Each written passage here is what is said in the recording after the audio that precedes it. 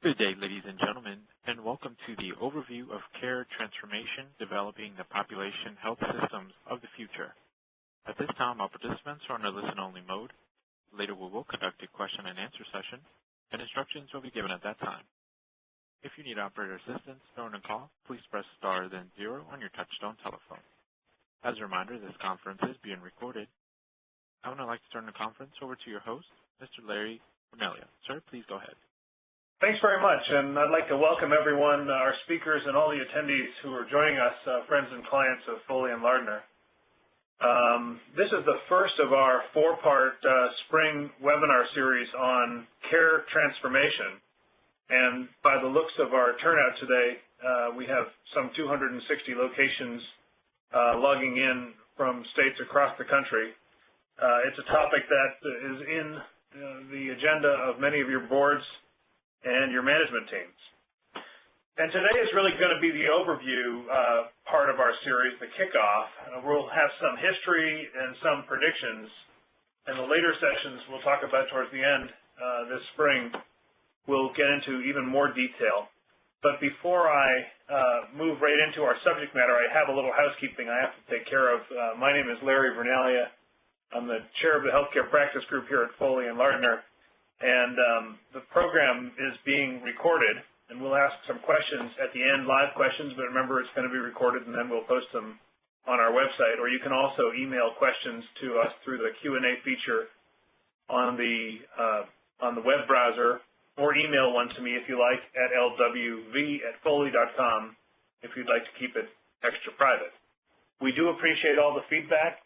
We've picked these topics because we think that they're material to a broad scope of the healthcare industry, but please take some minutes at the end to help us make all the sessions of our series be useful to you.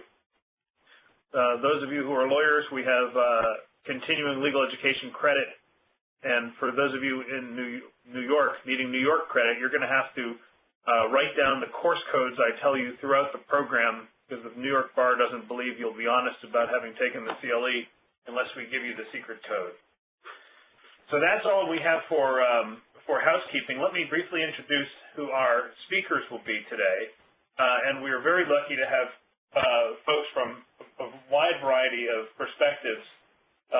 After I make some brief opening remarks, we'll have Paul Keckley, who's the Executive Director of the Deloitte Center for Health Solutions, to provide us with a lay of the land and some views of the future. And if you are a regular reader of his Monday Memo newsletter, you'll agree with me that he has some terrific insights to share. Next, we will invite Dr. Praxel, who is the Medical Director of the Institute of Quality, Innovation, and Patient Safety at the Marshfield Clinic, looking at how one of the early movers in an early model of the pre-ACO variety, the Physician Group Practice Demonstration Project, played out, and what changes were necessary for them to be successful. Third, we've invited Robert Simazzi to help us understand that while there are many players that are going to be undergoing some care transformation over the next several years, the hospitals and the physicians have been at the center of that, or the leading edge, and what that interface will look like is what he's going to focus on. And last but certainly not least, the question of the role of the payers is, I think, a critical one, and one that we're going to spend a lot of time discussing over the next several weeks. And we're very fortunate that Lisa McDonald is going to join us from United Healthcare to discuss it. So just by brief background, why are we talking about this? And I guess I can channel a little James Carville, if you'll let me. It's the economy, stupid, or at least it's the economics of healthcare. And the economics of healthcare, as you all know, just from your own insurance bills, but more so from your businesses, are requiring some real fundamental changes to the healthcare delivery system. Spending continues to rise. Spending as a percentage of our gross domestic product continues to rise. Paul will touch on some of these features, but these economics are driving or causing a real new value proposition, which is a movement away from paying and rewarding volume heads and beds, fee-for-service, to a movement into value-based payments to reduce costs if possible, but at least control them, is required. In my view, this is not a question of whether we will make these changes. It's a question of when we will make these changes, because I think the economics are happening regardless of what party is in charge of this country and regardless of who wins at the Supreme Court level. Because, again, as it was in '92, it's all about the money. So let's talk a little bit of history, and I want to warn you that this is a necessary gross oversimplification. But the how we got here is incrementalism. We have been moving away from full reimbursement for costs, payment of reasonable charges, to payments of PPS, prospective payment systems, diagnosis-related groups, resource-based relative value system for physicians, movement away from paying whatever was necessary to some modest attempts to control costs.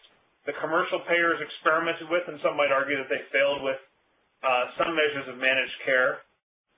But then we moved into a period where perhaps there wasn't as much fundamental change. There was compaction, and I'll be interested in hearing Paul's thoughts on this as well. Some rate reductions, changes on the pushbacks against managed care, and probably no fundamental change to care, no care transformation in the 90s and the 2000s. And of course, the result was known to all as the costs continued to rise. So from there, where are we now? I think we are in a period of some experimentation. The governmental payers and some states and also the federal government are going through what is being called health reform, which involves a variety of things, fundamentally access, but also a payment reform. The commercial payers are following suit, and we're seeing experiments there as well. Tiered networking, modest cost shifting, certainly rate pressure, and a few interesting initiatives that are worth looking at. Again, these are experiments, I think. As Paul's slides show, and as his remarks will make more obvious, is that we're not just talking about brief changes on payment reform, just the way we're paying bills. I think that what this is fundamentally doing is going to require a change in the way care is delivered. If you're starting with baby steps of small pay for performance, some value-based purchasing, not paying for things that shouldn't happen, ultimately you're going to have to move, we believe, in a more fundamental way. And that's what I think the administration was trying to do when it pushed through the PPACA, the Patient Protection and Accountable Care Act, also referred to as ACA, depending on who you work for, or Obamacare if you're a Republican. And the way the government ultimately produced health reform, in my view, was again designing payment structures that change behavior and will ultimately restructure the way care is delivered. I'm not sure there was any one clear winner of the models that were put out there, and in fact, I would argue that PPACA was really a shopping cart of more experiments designed to help change the incentives that make care delivery decisions. How will providers change their behavior? How will payers and employers and individuals even change their behavior? There are some commonalities that our speakers will talk about over the next couple of hours, and I list a few of them here you will be reminded about them later in the coming remarks, not just today, but over our next 3 following sessions. These commonalities, in my view, include new technologies, use of electronic health records, a movement towards accountability in the context of not just cost, but also quality, a change in the way payments are made to incent better care and not more care, although maybe even less care, a attempt to evaluate and measure effectiveness of care that hasn't been seen in a meaningful way previously.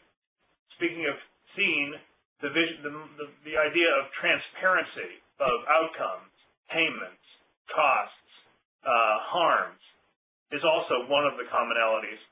And I think finally there is a desire for something approaching patient-centeredness, and we will in fact have a whole session on medical homes and what that will mean for patients.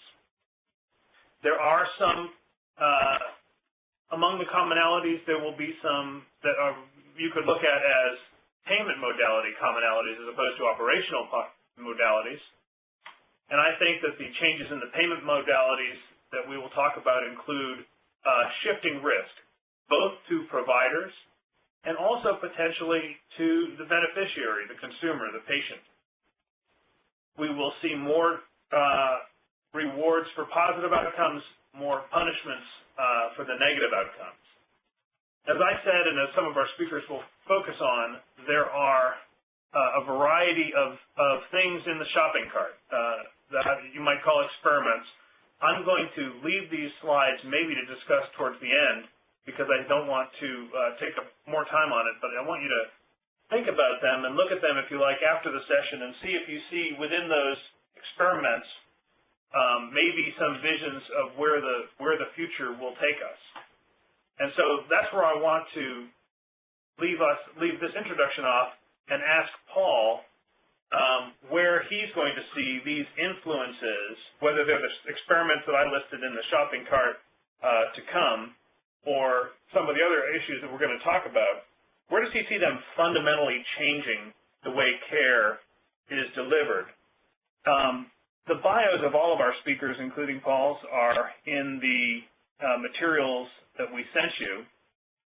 But let me just briefly, if you haven't worked with Paul Keckley before, Paul has worked in health services research for more than 30 years. You may have seen him on CNN or Fox News commenting on the broad changes in health reform. He previously was at Vanderbilt Medical Center, but now at the Deloitte Center for Health Solutions, he's one of the most influential and informed voices on health reform and care transformation.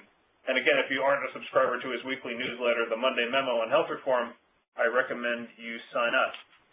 Paul, where are your title is just what I wanted to ask. Where are we and what's next?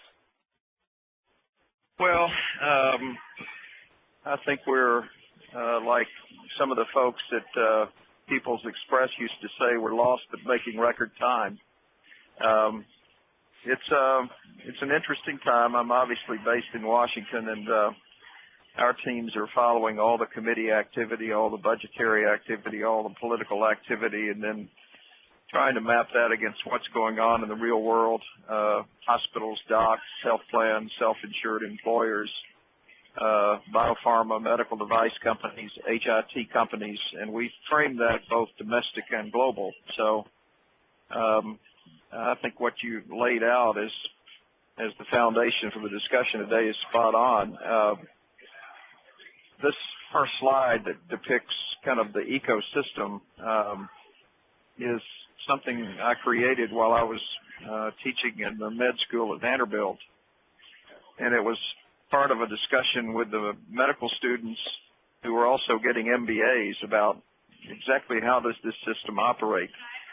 And what I concluded in kind of seeing where we sit is that this is a system that is highly regulated, it's labor intense, it's capital intense, and it's actually a federation of sectors. It's not a system of care like some of the world.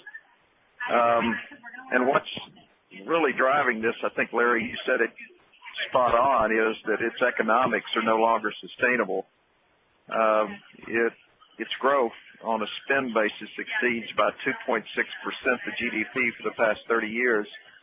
And if you looked at the recent CBO forecast, it says we expect health spending to be north of 6% a year, year over year, and no one anticipates that GDP is going to be above 4%, and many suspect that the economic recovery is going to drag on into 2015. So we've hit a bit of a crossroad in this thing.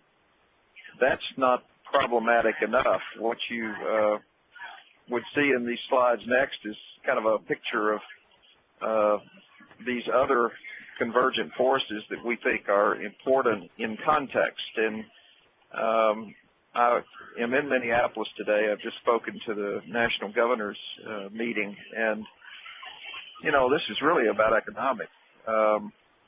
For health care to be thought of, it needs to be thought of as 23% of the federal budget. It's 26% of the average state's budget. It's 19% of discretionary spending in the household. So at some point, we can't continue to feed the system at the rate that it's been fed, and that creates problems among the actors. I often in private equity meetings say we've got to be very conscious that anyone that's on the side of cost containment in this system is going to have the wind at their back, and folks that are going to be pursuing initiatives, innovations, new companies around quality and safety, important, but that's headwinds. The tailwind is cost containment, and it's radical cost management. So when you looked at where we've spent the money historically and where that has trended of late, another interesting way to see in the data is the growth in the government's role as a payer. When I was at Vanderbilt, we routinely pass through our underpayments from Medicare and Medicaid. We get 94 cents on the dollar from Medicare, 72 cents from Medicaid, about 7 cents from the uninsured, but we mark up our charges and our discounted fees to commercial payers and to large self-insured employers to make up the difference. It represented a hidden tax.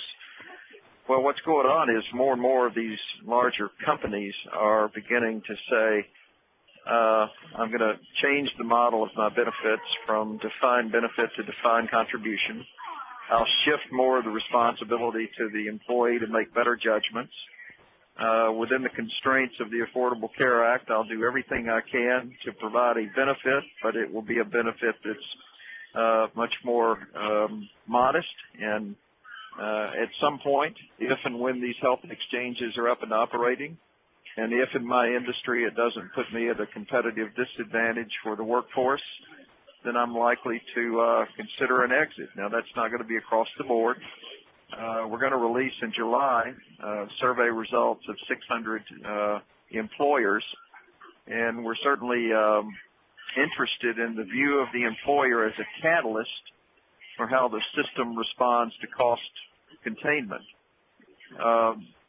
So the pyramid that you see here is intended to kind of get to this question of care management, care coordination. During this effort to pass the Affordable Care Act, there were two interesting parallel paths that the legislation took. One was a fundamental belief in the White House and among proponents of the law that the insurance industry's business model needed to be fundamentally altered. So many of the provisions of the law related to the insurance industry were front-end loaded. Things requiring within 180 days of passage, which would have been September 23rd, coverage of those under 19 without respect to pre-existing condition, et cetera, et cetera. And you know all those things. And what's interesting is, in the law, maybe one of the more compelling parts of health insurance industry reform was the notion of these health exchanges, which would come online in 2014, but states would have to indicate their preparedness by 2013. So most of the impact in the insurance industry was front-end loaded, and there was, I think, a concerted effort by the White House and supporters of the law in a very subtle way to say the insurance industry doesn't play fair. The president, when he came back from the Middle East in June 2009, started using statements like, keep the insurance industry honest, create competition in insurance markets. So lots of front-end loaded activity targeting the insurance industry. Well, by contrast, most of what's in the law about the delivery system was not necessarily front-end loaded. It also is not new. It's a series of things that had already been tried. In some cases they had worked. In some cases they had modestly shown promise, but no evidence that they'd worked. And I think that's important to this discussion around care coordination and care transformation. The notions included in some of these very fascinating changes, the shift from fee-for-service to value, more transparency of provider performance, putting providers more at risk instead of being paid on the front end, was not a new idea. So none of this was a surprise to the delivery system folks. But I think what surprised the delivery system is that it was an expansion of those and a substantial increase in attention to these. Now, all of this is happening as we started at a point where we're ratcheting back on what doctors are paid. The market basket updates in the acute sector were being skinnied down. You'd find it hard right now to find research analysts on Wall Street, private equity analysts saying the acute sector is a great place for you to park a lot of money unless you can buy assets at a discount. So this was coming at a time when a lot of folks were hearing the best of times are behind us. We're going to face constricted funding. So I always call attention to the fact, if you see on this slide, you see this 10-year time horizon. We got to go through 5 election cycles as this law is implemented. And while it seems virtually impossible in some ways that this would be repealed through the legislative process, the Supreme Court decisions are kind of another matter, and we'll come to that in a minute. But if you assume it's going to be implemented, though amended, though certain appropriations cut, though some of these appointments to these 100-plus new entities might be slowed, you have to assume that the Affordable Care Act in some form is part of the legislative context for the system going forward, but it gets bloodied up a little bit by the legislative process and by the budgeting process. And on this next slide, you'll see a description of 3 entities that we think are the most significant entities. If you extrapolate from the law, what's really going to be a game change. The role that the Patient-Centered Outcome Research Institute plays is something that doesn't get a lot of attention, and yet it's deemed the entity that will determine what does the science say works best. We have in our current system of care 400 insurance operators, 50 state Medicaid agencies, a variety of PBMs, a number of consulting firms and others who are studying the science and making judgments about what the evidence supports and what it doesn't, what's the right step of care in what order. Well, PCORI takes on a much more national view of that.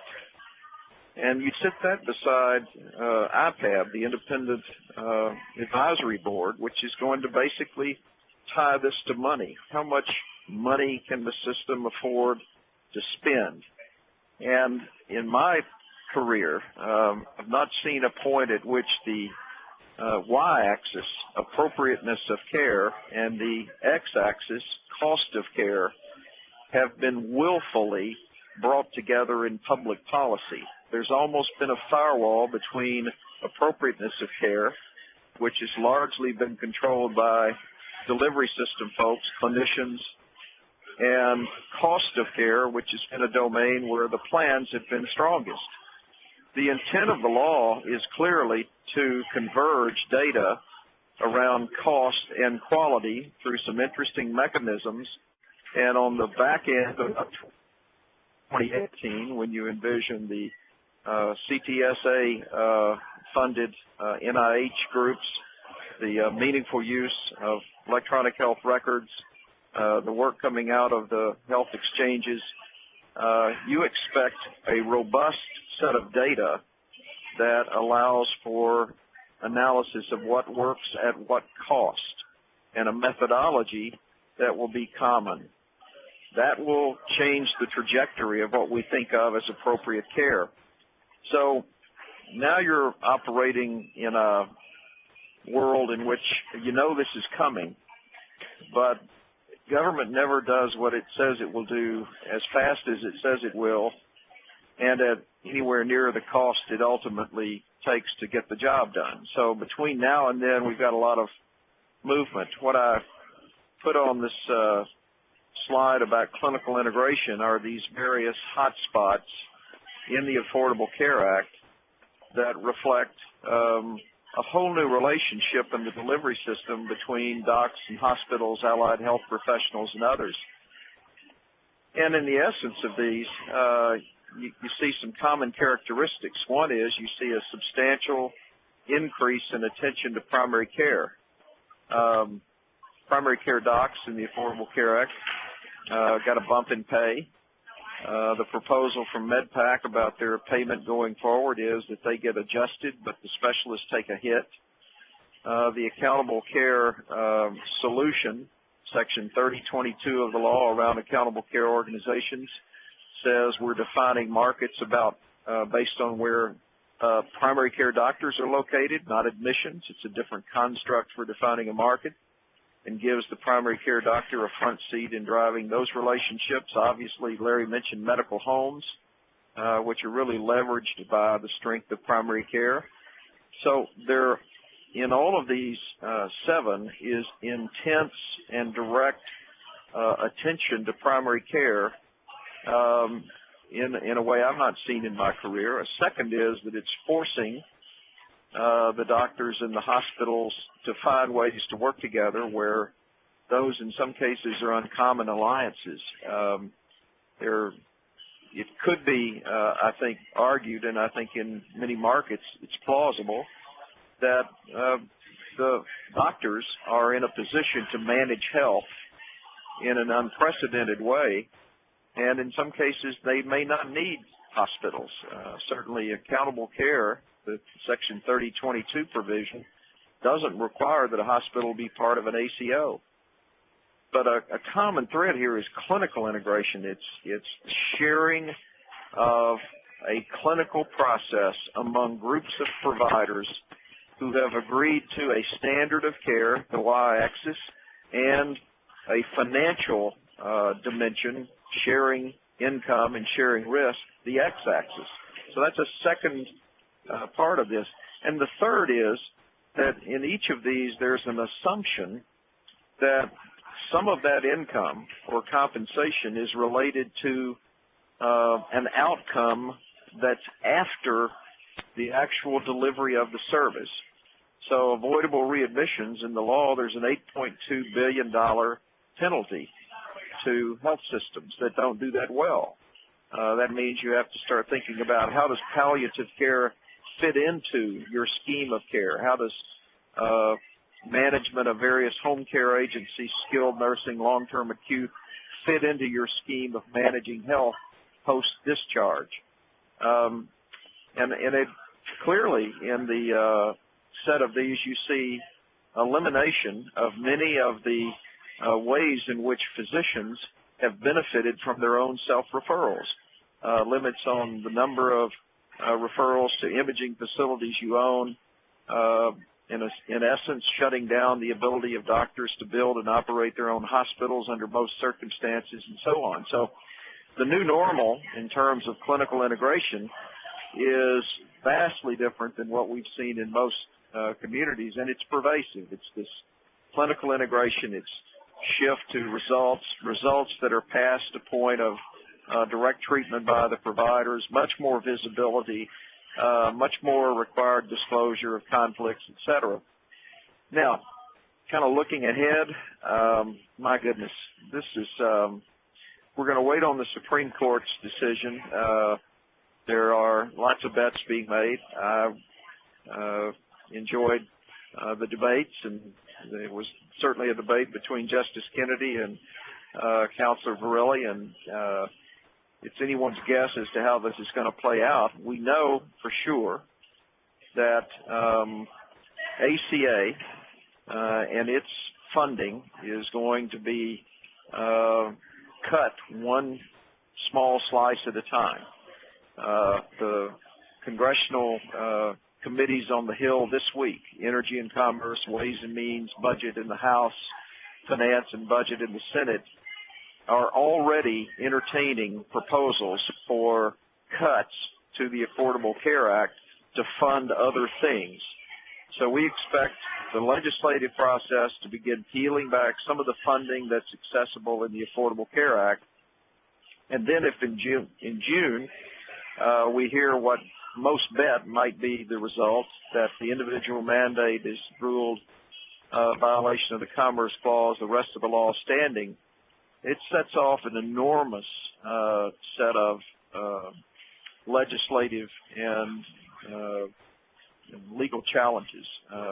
Each of the trade groups, hospitals, pharma, medical device, and insurance industry, essentially gave up about $500 billion of their revenue streams to fund the Affordable Care Act through excise taxes and concessions. So if the individual mandate, which was the economic foundation for those promises, goes away, do these trade associations come back and say foul ball? Just as problematic is, how does the mandate going away then relate to guarantee issue and community ratings? And is it likely that those then have to be amended from the law so it's affordable for any insurance company to write a policy? If you take the individual mandate out of the math, maintain community issue guaranteed rating, it's virtually guaranteed that companies are going to have substantially extraordinary increases in their premiums, and a lot of people will simply have to forego insurance. So what we've shown here are some of the data we're using to model scenarios. The slide I'm looking at right now says volatility in the insurance market. It's simply because we don't know.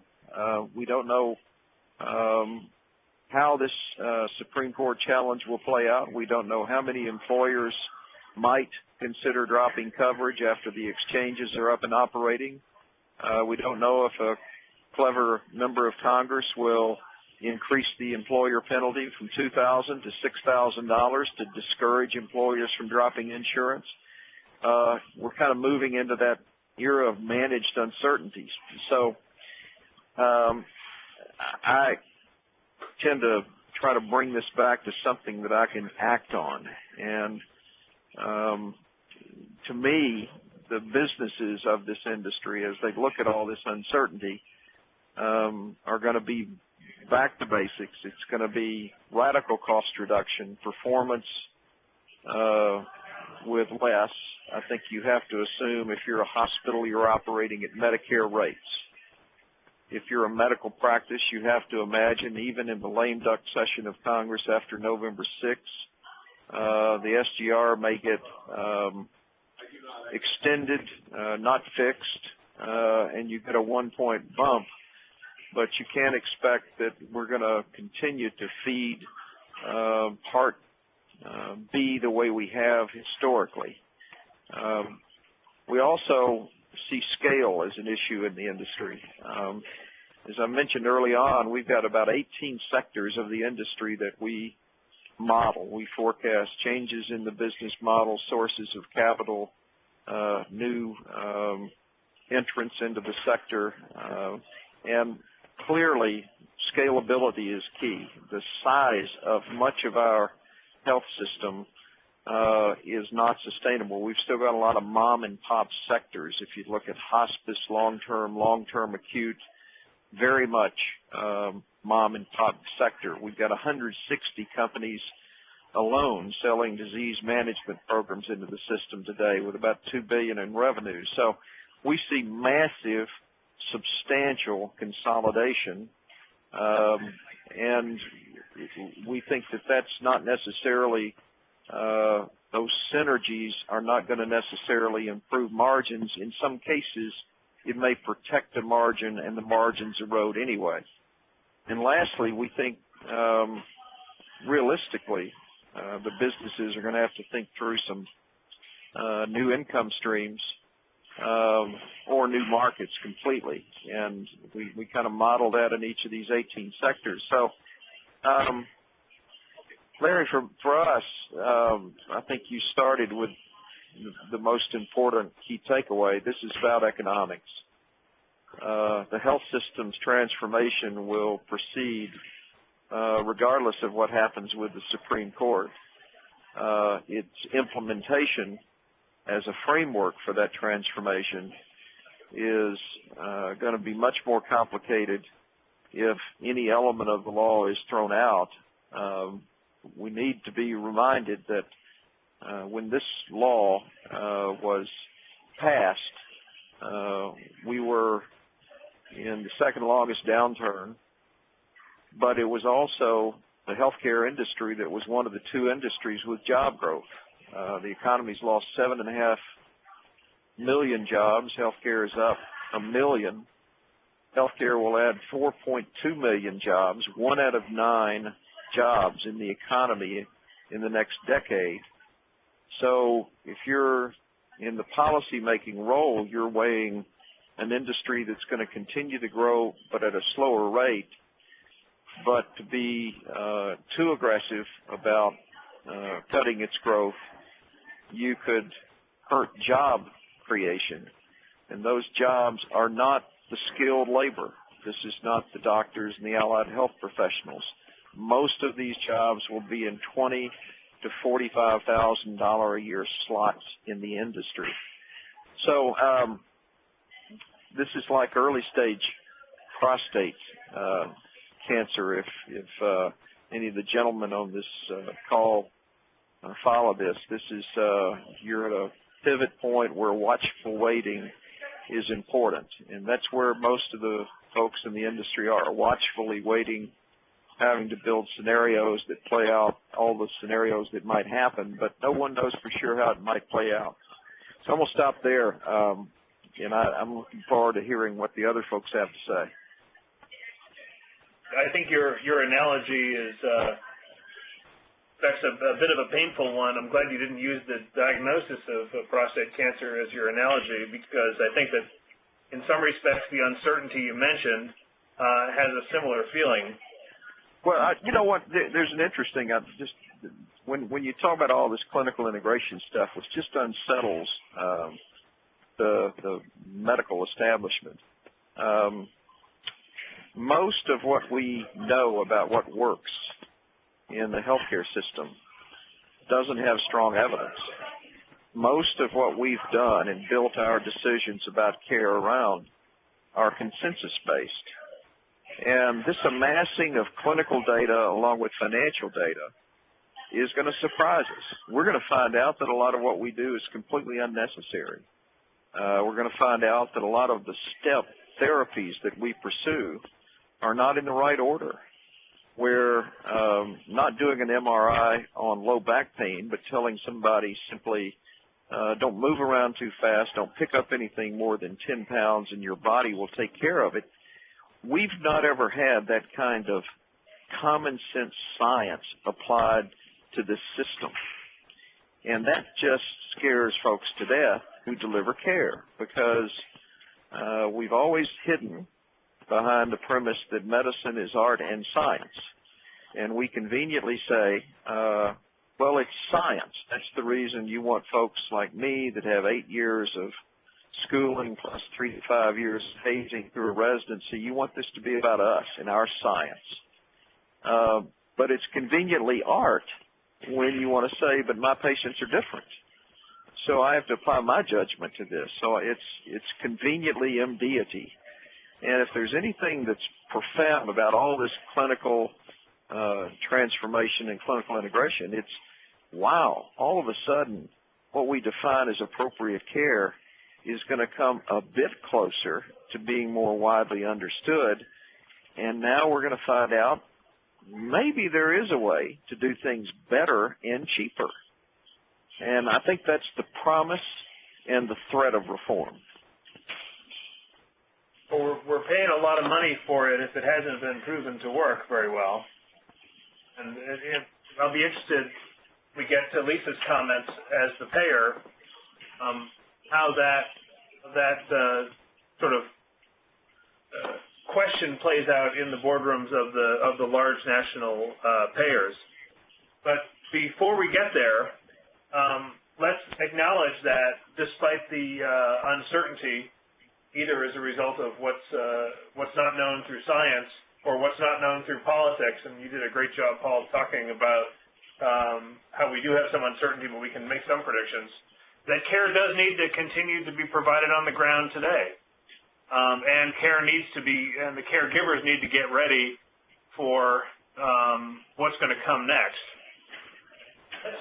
Let's take a little bit of a deeper dive now, talk a little bit about how one of the more prevalent delivering care, which you mentioned in your remarks, Paul, looking. And this is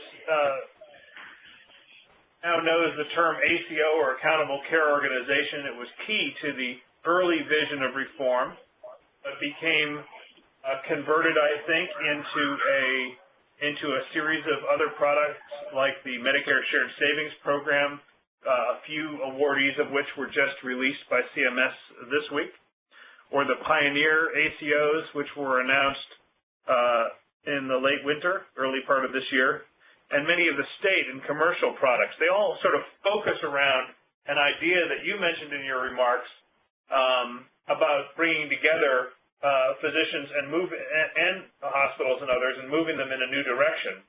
It's obviously too early to tell the impact of those new developments under PPACA or ACA, because it's only been in business for a couple of weeks and there's less than 100 awarded. But we do have some things to look at from the past that will tell us what some of these models look like and how care needs to change.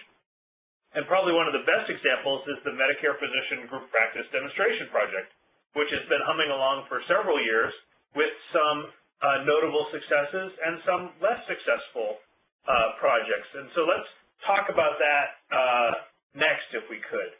Before I get into introducing our next speaker to address it, I have to give the secret code for the New York CLE members, and the secret code is H, S as in Sam, F as in Frank, O, Z. HSFOZ. Drink your Ovaltine. Okay.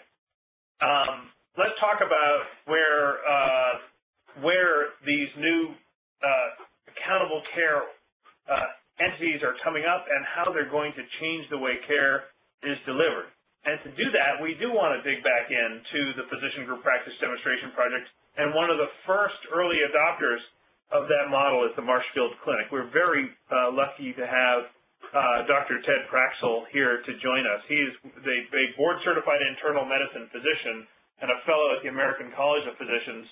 And at Marshfield Clinic, he leads the institute, the medical director for the Institute for Quality Innovation and Patient Safety, and he's been closely connected with the changes the Marshfield Clinic has made in practice redesign.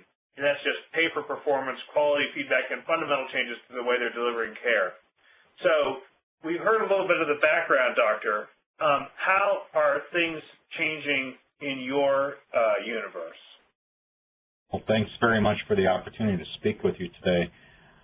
I thought, by way of introduction, to tell folks a little bit about where Marshfield Clinic is. And this morning when I got up on April 20th, I was greeted by an inch of snow. And it's supposed to snow again tomorrow night. But being in central, northern, and western Wisconsin, you can see our primary service area there. The clinic was actually formed in 1916 when 6 physicians got together in a fairly radical concept at the time to form a group practice. And the city of Marshfield, where I'm sitting now, has about 17,000 people in it. The large clinic building in Marshfield has about 300 physicians in it. And you might wonder, why did they decide to establish a clinic there? Well, in 1916, Marshfield was actually a center of commerce because 5 train lines came together in the city of Marshfield. Since that time, with the development of freeways, there's been a little bit of a difference in the way the population is settled. But the clinic has continued to grow. We're a 501c3 organization with about 780 physicians, and I should really update the slide. It's almost 7,000 employees across the 56 regional sites. We have our own HMO where we provide care both internal to the system and external to the system, Division of Laboratory Medicine, multiple residency programs with a research foundation. We're also a member of a federally qualified health center, and our most recent foray has been into the dental clinic area in order to provide dental services in the state of Wisconsin to low-income patients. Because of the patient population we see, we were seeing increasing number of patients who could not get dental services, and realizing that there actually is a connection between dental problems and medical problems, are working to try to prevent some of the medical problems down the road by intervening with the dental problems.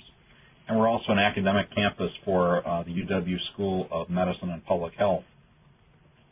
Really, when folks ask why did Marshfield Clinic enter into the Physician Group Practice Demonstration Program, I think it really is important to take a look at the mission of the clinic, and that our mission is to serve patients through accessible, high-quality healthcare research and education. And we also, in our vision, talk about being evidence-based, being cost-effective, and really actively working to reduce the problems with disease and disability as well as cost in our communities. Because in the communities we're in, the folks that we see on a regular basis, because the cities are fairly small compared to a number of other areas, are really our friends, family, and other relatives.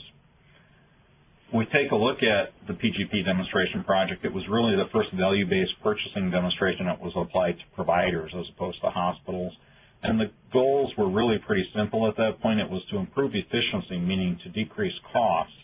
And certainly one way to decrease costs is simply to not provide services, and that was not the goal at all. So that the secondary goal was that we had to improve quality at the same time, and I'll show you those quality metrics in a few slides. And we had an assigned population versus a comparison group of Medicare beneficiaries that were in the same geographic location. So we really weren't being compared to national metrics. It was really an attempt to take a look at patients within the same geographic area. And the people who were in the comparison group never came into a Marshfield Clinic facility.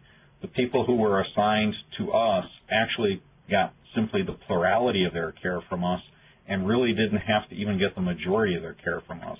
If they got 40% of their care from us and 20% from 3 other systems of providers in our area, they got the plurality from us, and so they were assigned to our group. And in that case, we were responsible for working to decrease the cost and make sure they got the quality metrics assessed.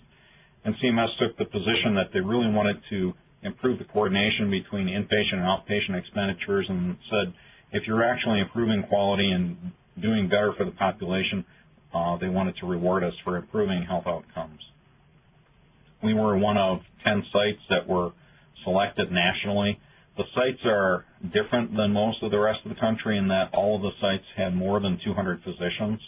From the perspective of the clinic, this was really a long-term application or a long-term commitment, with the application occurring in 2003.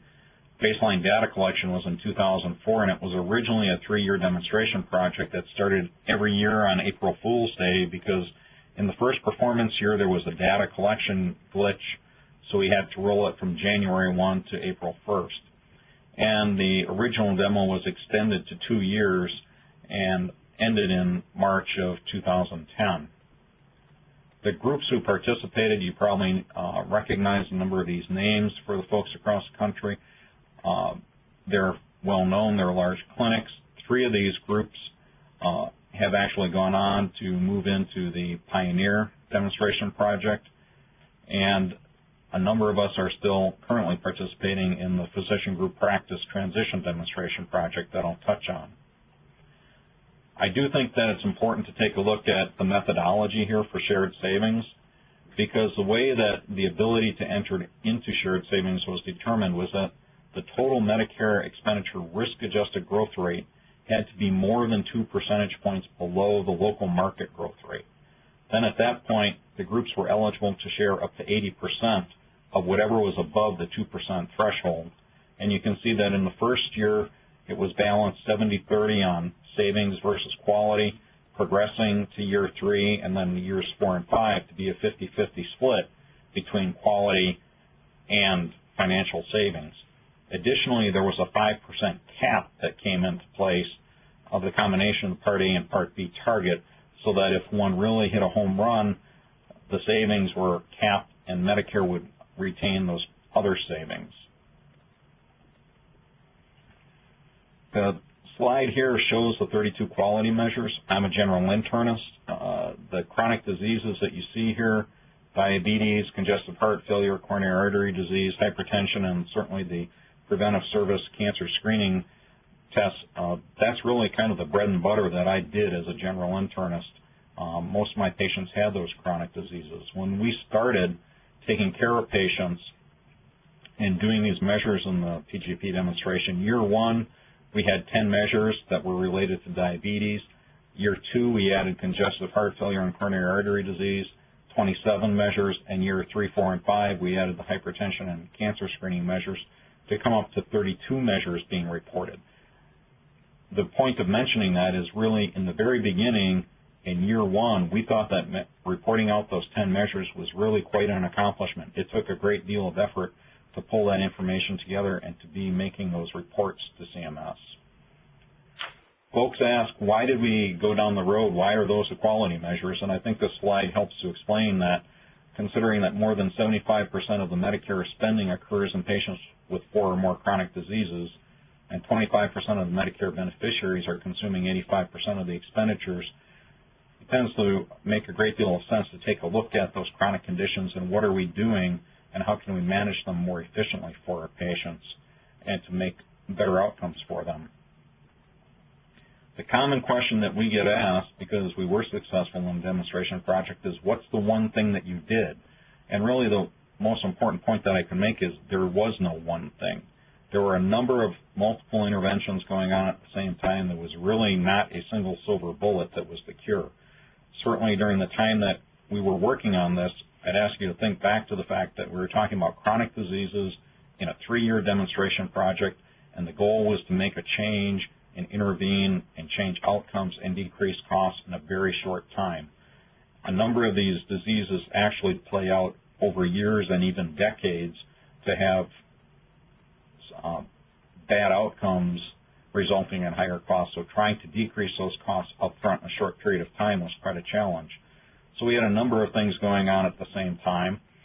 We are a large group practice. We have board-certified physicians, but we were all trained at different times in different places. So we agreed on best practice models for these core conditions with ongoing guideline development, taking a look at the evidence and trying to constantly revise the structure and the agreed-upon way of taking care of these conditions.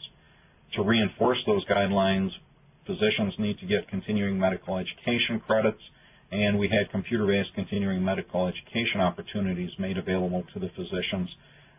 And these were not just a matter of did you remember what are the conditions, they were scenario-based, so trying to put them into regular practice of situations that might happen during the day and make it as real as possible for physicians. We put in a number of care management programs that I'll talk about in a minute. The important key about the care management programs, though, is it was a step towards managing populations as opposed to managing individual patients. It was actually a step towards expanding the practice team to include not just the physician and their nurse or medical assistant, but to include other parties that which may or may not actually be physically present at the site when the physician is seeing patients. Physicians typically have not had access to feedback on the populations of patients that they serve. So our goal early on was to give feedback to providers for their population, with the goal being what can we learn from the population to benefit the individual patient, at the same time what can we learn from the individual patient to benefit the population and have that continuing education and learning going on. Certainly one of the more important pieces of what we did was to have our health information technology leveraged as much as we could. Marshfield Clinic has had a medical record in some form for more than 40 years. Since 2007, we've been completely chartless. We use a homegrown medical record that's both been CCHIT and Meaningful Use certified. And really, the beauty of that was working together. We had clinicians working with our IS folks that actually helped to make it easier for us to get data to give the population-based feedback back to our providers. The other key point is you saw the large geography that Marshfield Clinic covers, and we have physician and clinical nurse specialist regional teams so that it's not just a matter of saying, gee, we think this is a good idea to go out and do that. That's not going to work in all of our settings because we range from the setting that I'm in right now with 300 physicians to the median number of providers that we have in our centers is 3. So we need to figure out how can we cross large differences in size and scope within the different practice sites that we have. Most importantly, going back to the clinic mission, everything that I'm going to talk about and have talked about, we didn't do just for the Medicare population. If you think about the attribution algorithm in the first place, we really had no idea if a Medicare patient walking through the door that day would be attributed to us or not. And really from the perspective of the mission, we felt there was no other way that we could do this, but rather to apply all of these interventions to all of our patients, regardless of Medicare, Medicaid, private pay, or no coverage. Speaking about the care management pieces, this really was team-based care for populations of patients. The goal here is not to replace the physician. The goal is to provide additional support for a physician. As I said, I'm a general internist. I showed you the 32 quality measures. I'm supposed to look at a patient, take care of the 32 quality measures in 15 minutes, and take care of what's really important to the patient while they're there today. And without an additional extension and support, it's really not physically possible to do that for a patient. We have a system-wide mandate that patients who are on warfarin, which is a blood thinner, are in our anticoagulation system. I'm the medical director of that system, so it's physician-managed, but it's nurse-run. The nurses have protocols, and frankly, our anticoagulation system exceeds the time and therapeutic range because being a blood thinner, warfarin is not a one-size-fits-all medication.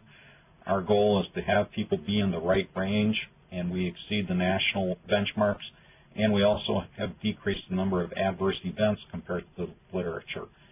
And that's really because of having protocols, and if we fall outside of the protocols, that's when we get a physician involved. And at the same time, we're communicating changes with the patient, not just to the patient, but we're involving their primary physician. We have a telephonic heart failure care management program. Heart failure is a fairly complex disease, and at the same time, there's some very basic things that can be done to make sure that patients understand how to take their medications, which medications to take, what are the early signs that they're having an exacerbation of their heart failure, what are things that they can do to help control their heart failure and help empower them to be more involved in their care. So it's really a matter of educating folks as much as we can. One of the key problems with heart failure is the use of salt. And in central Wisconsin, salt is almost the herb of choice. And really trying to get folks to change their patterns of salt usage can make a dramatic difference in helping them to have healthier lives and to stay out of the hospital. Our dyslipidemia program only enrolls patients who have failed attempts at controlling their cholesterol through medication, diet, and education with their physician. And they have to have coronary artery disease and or diabetes. That program gets more than 70% of those people who have already failed to goal in less than 90 days. We have a nurse line that's available 24/7, 365 to patients who have primary care physicians in the Marshfield Clinic. The goal of the nurse line is really to get patients the right care at the right time, at the right place. We have guidelines in place for the nurses that they do not make diagnoses, they triage. A large number of those phone calls are health information advice. A number of those phone cares are home care advice. I have a number of relatives in the community, and I have regularly been told by my relatives that they'll make a call to the nurse line. The nurses will help to give them information that will help save them from having to come in and make an appointment to come into the clinic. Now, at the same time, there's a little bit of a perverse incentive here because we are not reimbursed for any of these services. We know that they're better care. We know that patients actually will not come in, and we will avoid having problems for them, which results in savings to the patient. And yet at the same time, by not being reimbursed, some people might say we'd be better off having the folks come in and make appointments. That's really not our goal. Our goal is, with information technology, you can see in the top picture there, that's one of the very early slate tablets we have. We've now gone to convertible computers, and there's a discussion about going to the thinner tablet computers now, so that we try to be as portable as possible. We don't have workstations in the exam rooms with patients. I can take my tablet home so that if I'm called and I need to get information on a patient, I can access it literally from anywhere I can get onto the internet and be able to be effective in giving information to the patient. So our goal with the record is to collect data, put it into our data warehouse where we bring together a number of disparate streams of information, and then work that into feedback to our providers. And you can see two different versions of the feedback, the lower being the very early version and moving into the more visual graphic representations, because as we were collecting more and more information, the challenge was how to make this information as succinct as possible into a single view, taking that information and making it actionable data that we can actually affect in between visits as well as at the point of care for visits. As far as the results of the physician group practice demonstration project, Marshfield Clinic exceeded 130 of the 133 metrics that we reported over the 5-year period of time. I still remember that we missed one of those metrics by an absolute value of 0.7%, and it's just one of those things. There has to be a line in the sand somewhere. During the course of the demonstration project, you can see that the clinic earned approximately $56 million in shared savings, while saving Medicare approximately $118 million. Moving forward from there, we said, well, the demonstration project was coming towards an end.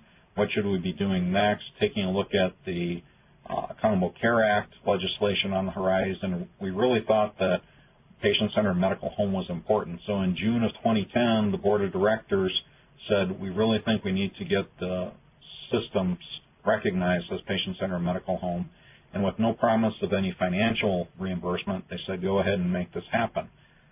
On June 23rd, 2011, so literally a year to the date, we submitted the last application for 34 sites. And we have 34 primary care sites across the system recognized as Level 3, which is the highest level patient-centered medical home by NCQA. The importance of that was when we were going out to talk to private payers, they really weren't interested in hearing about the Marshfield Clinic version of medical home. They wanted to have something that was recognizable, and many of them were well aware of the NCQA program. As part of that, we're in the process of hiring 45 RN care coordinators, and the last group of those coordinators was actually hired in 2012. So we really believe having a strong primary care foundation with quality measures,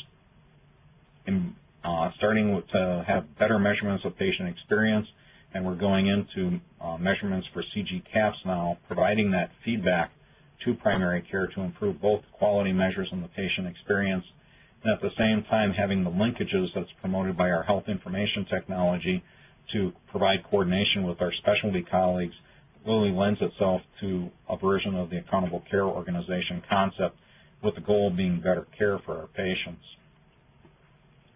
The slide basically represents the template of what we try to do with a number of these conditions. We have patients who come into our system. We want our providers to have education, so we do that in the form of guidelines, computer-based CME. Those guidelines form the basis for clinical decision support within our applications that are both at the point of care. I was seeing patients this morning. I have a patient dashboard that I can take a look at and see what that patient's medications, conditions, allergies, why they're here today, their current vital signs, and have a really good idea in about 30 seconds before I walk in the room on a single screen what's going on with the patient, and I don't have to flip through a record. And we also have it set up so that we can do planned visits, trying to take a look at those patients who have chronic diseases and having them set up to have the appropriate monitoring at the appropriate intervals to help optimize their conditions. Giving dashboards for population-based feedback to our providers, and at the same time really giving them their patient lists, which are sortable by condition, so that if they want to engage in a specific process improvement, which is going to be critical for maintenance of certification to do quality improvement projects within the practice, they can sort it, they can implement a change, and they can monitor it over time to see how the change is benefiting their patients. trying to keep our providers advised of the external influences that we're talking about today with public reporting. Marshfield Clinic is a founding member of the Wisconsin Collaborative for Healthcare Quality, and we report publicly to that entity, and it's available on the internet for patients and for anyone to take a look at, trying to help keep people up to date with what's going on in health reform as well as the payer requirements, and really trying to keep them separated from that so they can concentrate on taking care of patients as much as possible. Bringing in new models of care, whether it be patient-centered medical home, new ideas of team care coordination, and really we just started proactively reaching out to patients so that currently for adults we're sending out a letter to them in the month of their birth saying, gee, you're our patient here, you have these conditions which really need attention at this point, whether it be screening or related to their chronic disease. Please give us a call so we can help get you up to date. We've gotten a number of positive feedback suggestions from our patients on that, and at this point they really enjoy it. The goal is to really improve outcomes and give better value to patients so that the next steps that we're talking about are, we really think we are doing a fairly good job in analytics, but we want to increase what we're doing in analytics now. We really think it needs to be more real-time to provide more decision support right at the point of care. We are implementing the nurse care coordinators.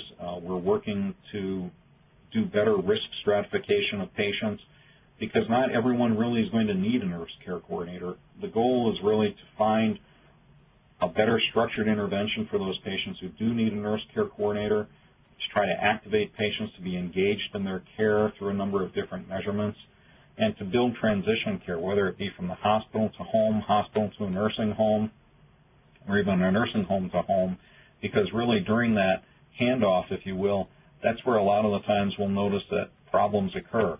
Our care coordinators will tell us stories. One of them told me about a patient who they contacted the day after discharge.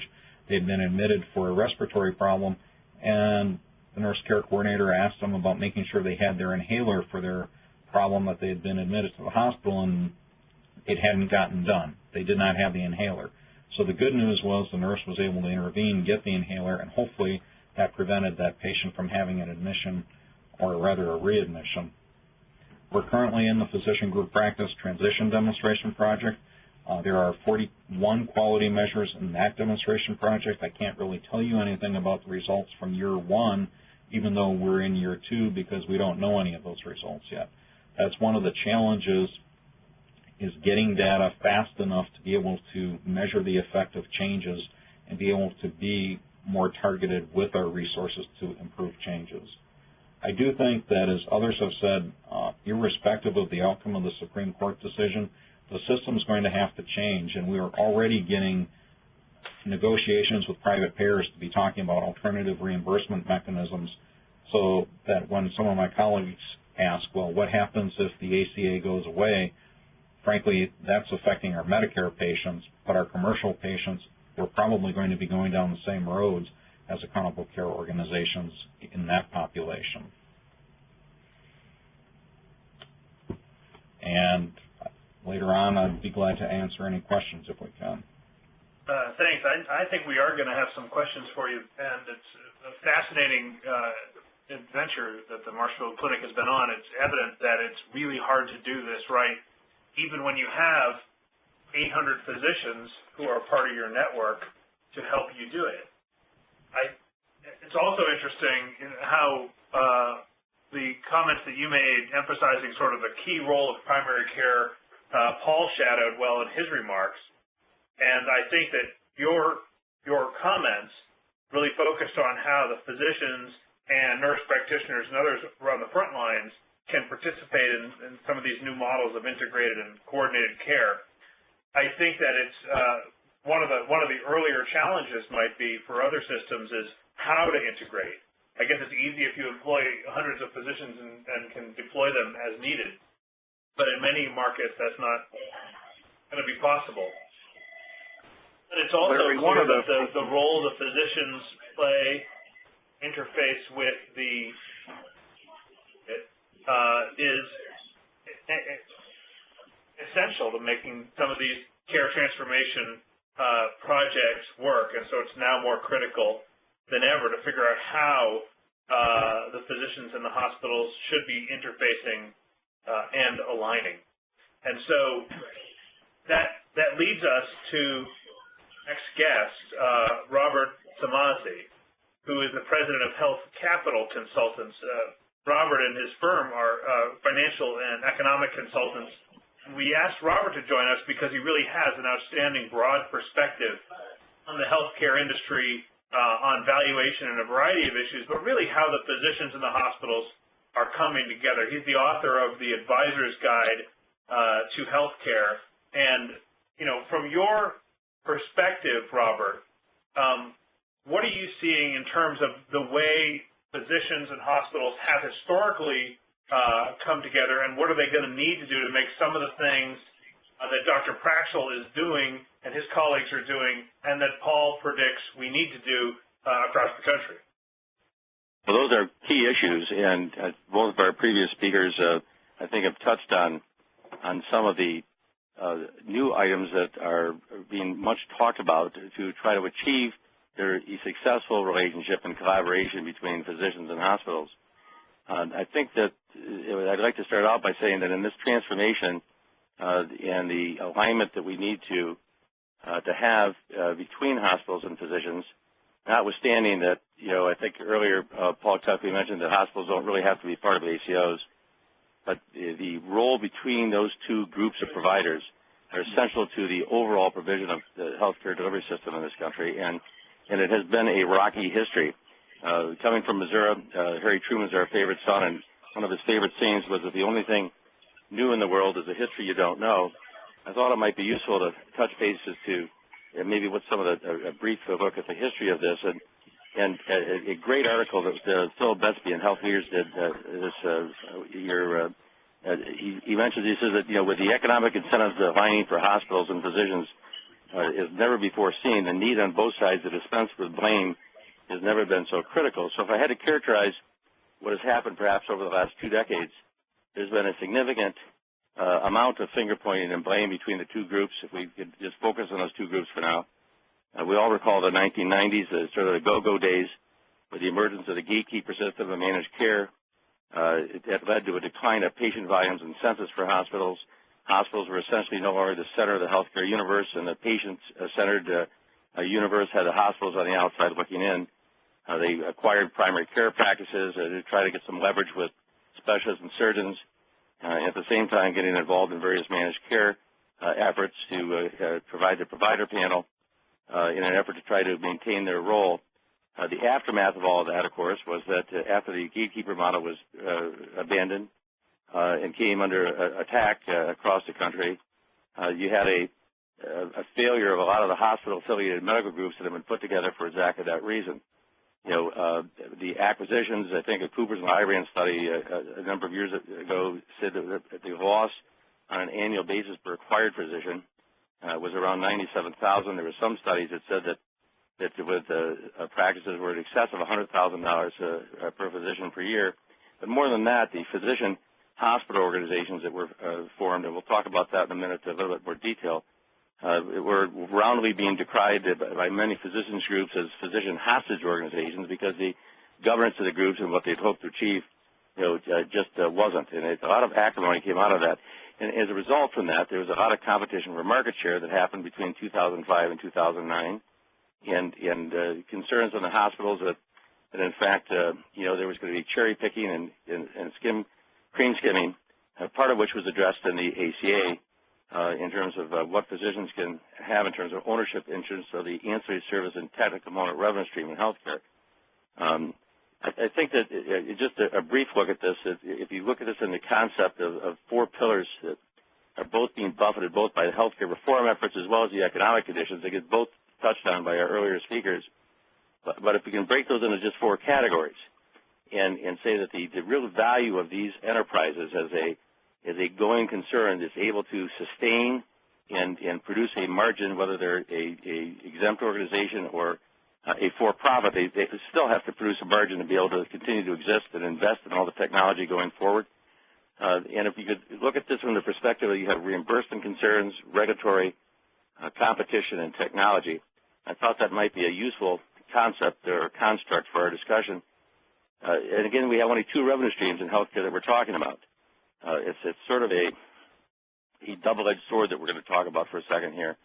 On the one hand, you have the work RVU, the professional fee component, and that has been greatly diminished in terms of the yield from that for several years. And on the other side, you have the ancillary services and technical component that more and more physician groups in the last 20 years got involved in, outpatient centers, diagnostic imaging, especially in cardiology and some of the other subspecialties, which, again, acted, that end of the sword acted really to divide physicians from hospitals. And there's been a persistent effort. The American Hospital Association, for instance, was very successful in lobbying to exclude physicians from the ownership of ancillary services and technical component revenue stream enterprises. These are things that have a tendency to bring these two groups together.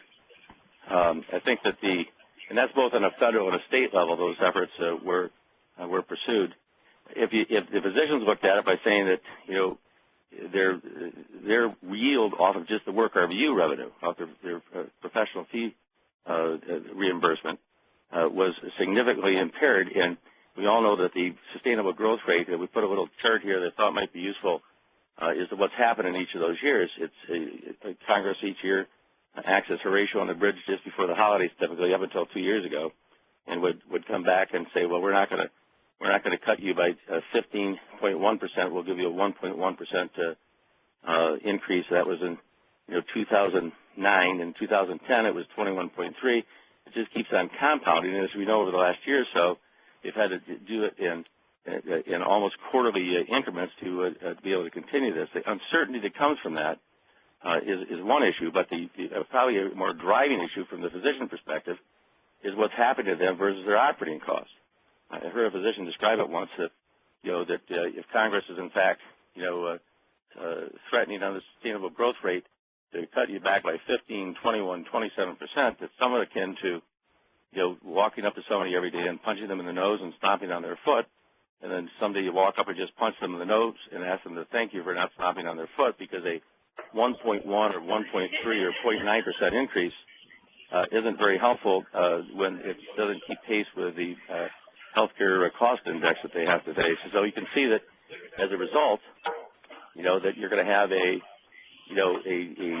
downward cycle in terms of where Medicare reimbursement spend and the operating costs are up there, and the gap keeps on getting bigger.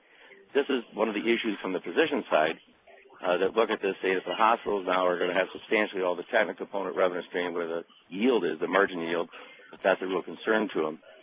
I think that there's other concerns other than reimbursement, and that would be on the regulatory pillar of the four pillars, with increased fraud and abuse activities, CERT audits and RAC audits. You've got, your mix and max and ZPICs. Every one of these now has been something that physician groups are having to face. All of these detract from their productivity, detract their focus from trying to make pace on the treadmill of having to do more work RVUs at a lower reimbursement yield just to keep pace with increasing costs. Now, that's from their perspective. I think you can see that there's not going to be any drop in the regulatory enforcement issues, and all these things are costly and detract from their production of work RVUs where the revenue stream is coming from. I've always been a fan of Michael Porter's writings on competition, and especially the stuff he writes about healthcare. But I think it's pertinent to look at this sort of construct too. Is that if you look at the bargaining power of suppliers, the disparity between physicians and hospitals has been that the small groups of physicians have very limited leverage in negotiating with suppliers, where hospitals are able to combine into group purchasing organizations, and so they're able to have an advantage in that regard. The bargaining power of consumers, the physicians, have found ways to be able to independently be able to attract patients, and in that regard, many physicians have felt that over the last decades that essentially they were the primary customers for hospitals, and that hospitals were nothing but buildings, hotels, and technology centers for them to practice in. That attitude is something that, again, with the things that our previous speakers have spoken to, has to be broken down if it's going to be successful. The hospitals at the same time have pushed really hard, through marketing and community outreach programs to deal with the bargaining power of consumers. Now that's going to change with health insurance exchanges and all the new models that are coming about, and I guess we'll wait to see. Watchful waiting, as one of our previous speakers just said, that the new entrance in the marketplace has been pretty significant. The scope of practice issues on the doctor side has been intense with their viewpoint, the dumbing down of medicine, and that's not widely shared by mid-level providers and others, but it's a major concern. All their associations have been fighting these battles for years. And on the hospital side, the same issue there with the continued movement from on-campus inpatient to off-campus outpatient has been a threat of new entrants. And then the threat of substitutes, again, the scope of practice for physicians, it's not a secret. It made all the news wires and the public press that Walmart had actually had a study done purporting to become the primary care provider in the U.S. medical markets. And those things for physicians, to see the roles that they have traditionally provided in the past is viewed, I think, as a competitive threat. Hospitals, in the same instance, if in fact, how is this going to shake out with ACOs and how that leverage in the marketplace is going to work, what's going to happen in terms of the continued movement towards outpatient centers and who's going to be able to control those are all issues that have the capacity, at least, to drive a wedge between, physicians and hospitals at a time when they really need to, be able to collaborate, as our previous speakers have discussed. I think that there's some emerging trends, and again, I won't spend a lot of time on this because our previous speakers have done a great job on it, but there's direct employment models, and an increasing number of physicians are being directly employed by hospitals. Their practices are being acquired. I've been doing this since 1983. If you'd have told me even as little as 5 years ago that a significant proportion of the large cardiac practices in this country would be acquired by hospitals, I would have smiled at the least and maybe laughed out loud. But that's exactly what's been happening over the last 5 years, and not just cardiac, oncology, orthopedic, across the board. These are practices that have their own independent revenue stream from the ancillary service and technical component, and done some significant things in terms of research and movement towards electronic medical records. And there's lots of reasons why they've driven to this direct employment model. You have this captive group or equity or foundation models. We're still seeing some variations of those.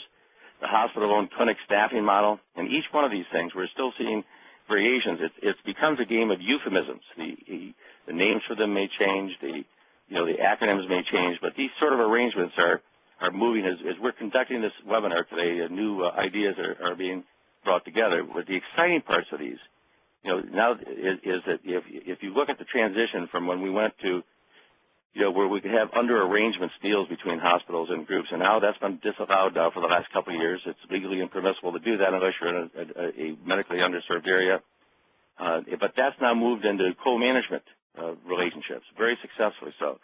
And, of course, the movement towards accountable care organizations and how that's all going to shake out, the role that hospitals are going to play in those vis-a-vis the physicians, I think is unsettled. But we live in interesting times. It's going to be interesting to see how that comes about.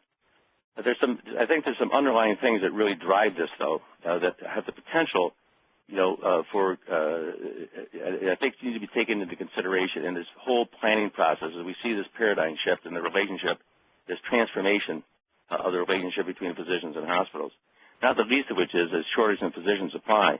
The latest studies that are out here are indicating that, by 2025, there could be a shortage of primary care physicians of as many as 65,000, overall shortage of as many as, 130,000 physicians in this country. And by just in the next, 7 years, 8 years, we're talking about a shortage of as many as 91,000 overall and 45,000 for primary care. You have a cap on medical school enrollment, aging physicians, and that's a real significant challenge here as these come together. Is hospitals need physicians to be able to provide their services. Physicians need to be able to maintain the stability of their groups. And with the aging of the population of physicians that are currently in practice, the young physicians are a different outlook in terms of how they want to practice. They're less entrepreneurial, less willing to take call and coverage and work these long hours. They want more of a quality of life. But more importantly, to undertake the entrepreneurial challenge of trying to establish and maintain a practice as a going concern. I thought that the this next slide, you have a big shift between office-based and hospital-based practice, and and we have this listed as of 2010. I think that the more recent numbers that we're seeing coming out say that it's even more pronounced, and that every quarter that goes by, a larger percentage of physicians are essentially hospital employed or hospital based. Having put all those factors in place, I thought it might be interesting to remind ourselves of how we're getting towards accountable care. And this is something that it's a concept that's been around for a significant period of time in terms of the 4 phases of managed competition. And all the way from the Enthoven article that was published here a couple decades ago that's really just coined that term. And so we went from managing access into the system to eventually moving to where we'll let them into the system, but now we're going to manage the benefits they get once they get in, to what was at the time the holy grail of trying to actually manage the care. And I think there's been great strides in that, but it's been restricted to some of our finest clinics like Marshfield Clinic and others that have really gotten that down, where many others have not been successful in managing care, at least not across the board. And then, of course, the ultimate outcome is the managed outcome. And so the accountable care, the accountability, and the transparency of this is really what we're looking for in managed outcomes. And I think that's the end game here. Now, to get there, that's going to be within the context of continuing clinical advancements.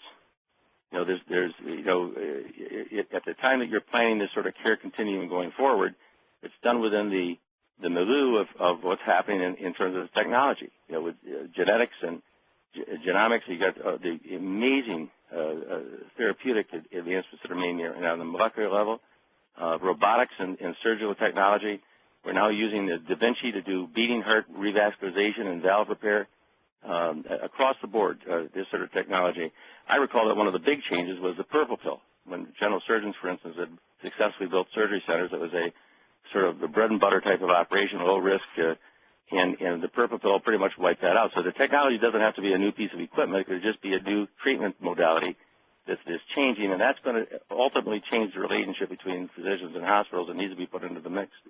I think that the healthcare information technology and the importance of this has been touched on by both our previous speakers, but it certainly these initiatives are going to be important if we're going to move towards evidence-based medicine and as a support foundation for the payment system being changed to a value-based reimbursement system. And so I don't think there's anyone that would disagree that they have to have the technology, and the technology then leads to gathering the evidence from which we can make these types of metrics actually believable and acceptable. During the 90s, a lot of what happened was that physicians had the opinion that the quality metrics that were being used, to essentially release some of their withholds, for instance, were essentially just sugarcoating to try to get people to swallow the very bitter pill of capitation and or gatekeeping, depending on how the plan was put together. That is something that's going to have to be dispensed with if the benchmark and the report card of these metrics is not accepted and bought into by both the physicians and hospitals as well as the payors. And I think there's going to be, again, a conflict between the two that's going to prevent them from having true collaboration. Clinical decision support systems are what is the end of this thing, to be able to get all this data, and there's a lot of them out there. There's actually a few of them that actually work. Meaning that they're efficient. I think it's what we heard from Dr. at the Marshfield Clinic is just terrific that they're able to have that kind of access to information. It's a wonderful thing when it works. Most often there's some significant challenges to be able to get there. It takes a group perhaps like the Marshfield Clinic to really make it happen effectively. We all know the saying from The Right Stuff by Tom Wolfe, no bucks, no Buck Rogers. Who's going to pay for all this stuff? And where's the capital going to come from? Because it soaks up significant amount of capital, and so that attitude was out there is that we're another unfunded mandate from the government. They're trying to push this, but they're not going to pay us in terms of reimbursement. Now, there's been efforts, with high tech and other incentives And it's going to be, again, the question is, if we're going to have that, and then we have to have continuing hoops to jump through to try to prove meaningful use, how effective is their financial support, and how consistent is it going to be? That obviously we know that there's both vertical and horizontal integration. What was happening during, the 90s, again, going back to that is sort of a touch point, is that you had a lot of supply side arrangements to improve efficiency and quality of disease-specific care across all the different practice areas. And that vertical integration, was problematic, because it involved vertically integrating, with adding additional services that hospitals, perhaps like owning and managing physician practices, had no history and had really no skill sets to be able to do it. Horizontal integration also had its challenges there, is to try to do, first of all, the affiliation or merger of hospital systems. So the same thing happened with all the, the development of larger physician groups. And so if you put them into three categories, like resistors, cost containers, and true integrators, and this is right out of the 90s, is that you had, you're just a small sampling of what we had back then, and this has some impact of where we think we might head. The resistors formed these IPAs because they wanted all the autonomy in the world and were less concerned about leverage. Physician practice management companies, all of which went under at the end of the 90s, the PPMCs on Wall Street. And then the true integrators were the fully integrated medical groups, much like you see with Marshfield Clinic and others. That your verticals with the physician hospital organizations, many of them went under, or if they were never even successfully implemented. Your managed service organizations, there's a bunch of those still out there. Some of them are doing very well. And then the actual goal that everyone wanted to pursue, which was an integrated delivery system. They exist. They're out there. And I think maybe that's where we're going to head, with a combination of things like accountable care organizations and medical home and all the other issues that have been talked about by our previous speakers to get to that. There's some critical requirements for those, and both in terms of the structures, the governance of these are all important. The systems in terms of being able to handle this, and I'm really impressed with the sort of things that Marshfield Clinic's doing. But there's been failures too during the 90s with attempts to try to put together community health information networks. It was not particularly successful around the country. So you have to have the adequate infrastructure, but you also have to have the skill sets, and some of the skill sets just come from experience. They have to have a period of time to do that. And in this country, in healthcare history, there's been this enormous impatience. Certainly Wall Street was impatient to get immediate returns when they were buying up physician practice management companies. But the government has expressed some significant impatience. Now, perhaps we're seeing a change with that, where they're doing pilot programs and are willing to sort of tinker with it. But with every successful thing that's happened in other industry sectors, there's always been this shakeout period.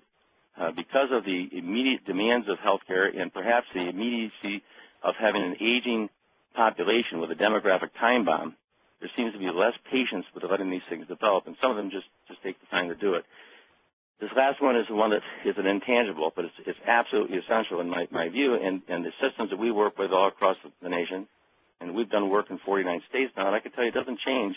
You have to have leaders. There has to emerge someone that's really going to be a visionary leader that's going to make this thing happen. I honestly believe that involving physicians in the leadership positions on the board of the hospitals and in every step of the process is very key to that. And the ones that have been successful, I think, are the ones that have recognized that going forward. There's a rising number of physicians, and I think earlier Paul Cuckley mentioned there are physicians that are getting business degrees, and I think this is a good trend that is going to be absolutely necessary to be relied upon if we're going to have this collaboration. The physician integration strategies, and we talked about this, is going to have to be pooling of funds, and to some extent, this may go back to prepaid capitation. No one likes that term, but it may very well end up being that way. They're just under a different name. There's going to have to be consolidation or decentralization of certain functions, and that's a tough thing to sell. On the organizational side of it, there's going to be co-location of services, jointly managed programs, a number of different varieties of the way this can happen. The delivery of these services, is going to require some of the things you heard earlier. It's going to require constant training, the centralized information, but it's going to have to be something that's going to be able to reach out amongst the various disciplines to be able to build this sort of teamwork. On the clinical side, somehow there has to be a standard diagnostic criteria with uniform comprehensive assessment joint care planning, all the things that I think we can see at the Marshfield Clinic is a great example of how that can work. It's just how do you translate that across the board. There's 4 phases of physician integration, and this may have an impact on how this is going to work out between their relationship with hospitals. And so the issue on this is to try to, if you're going to integrate the physician groups, and a lot of them are trying to do that to get critical mass to be able to form their own ACO, there's going to have to be some sort of feasibility phase, a review phase. The tough one, in my view, is phase 3, which is the consensus building. You know, the other 2 are absolutely necessary, but the implementation, I think, is even, although very difficult and it takes time, if you get a significant consensus on that with people that are dedicated to the process, so I think out of those 4 phases, the 3rd phase is the one that's the most difficult. There's a lot of benefits of hospital-physician alignment, reducing the expenses, steady salary and benefits from the physician side, regulatory buffer, work-life balance, less financial risk. On the hospital end of it, more market power and market share, clinical integration, the quality and cost management that is, you know, the holy grail here that everyone wants to, and then access to capital. These are all big issues. And I think there are things that need to be looked at and considered and trying to align the interest, the alignment of interest between physicians and hospitals. There's some positives and some negatives on either side. And we wanted to take a look at this value either to society or to providers must be weighed against the prospective cost.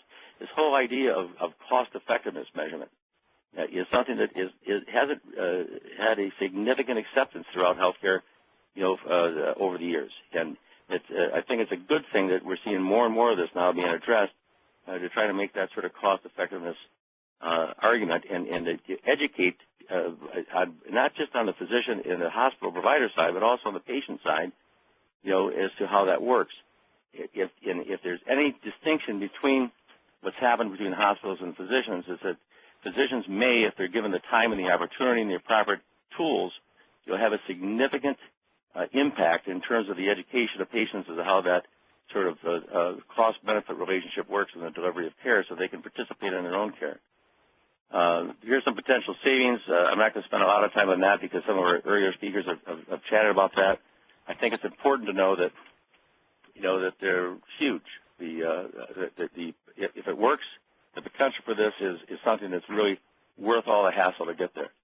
I think that there are some implications of this alignment, and we looked at some of the regulatory implications earlier we talked about, but, you know, I'm not sure that everyone is in an agreement right now how this is all going to shake out. You know, not just antitrust, but all these other issues that in the way physicians have worked with, you know, hospitals. The new Court of Appeals decision remanding it back down to the lower court on the Toomey case is a great example of this. It just breeds great uncertainty as we go forward and try to plan these things.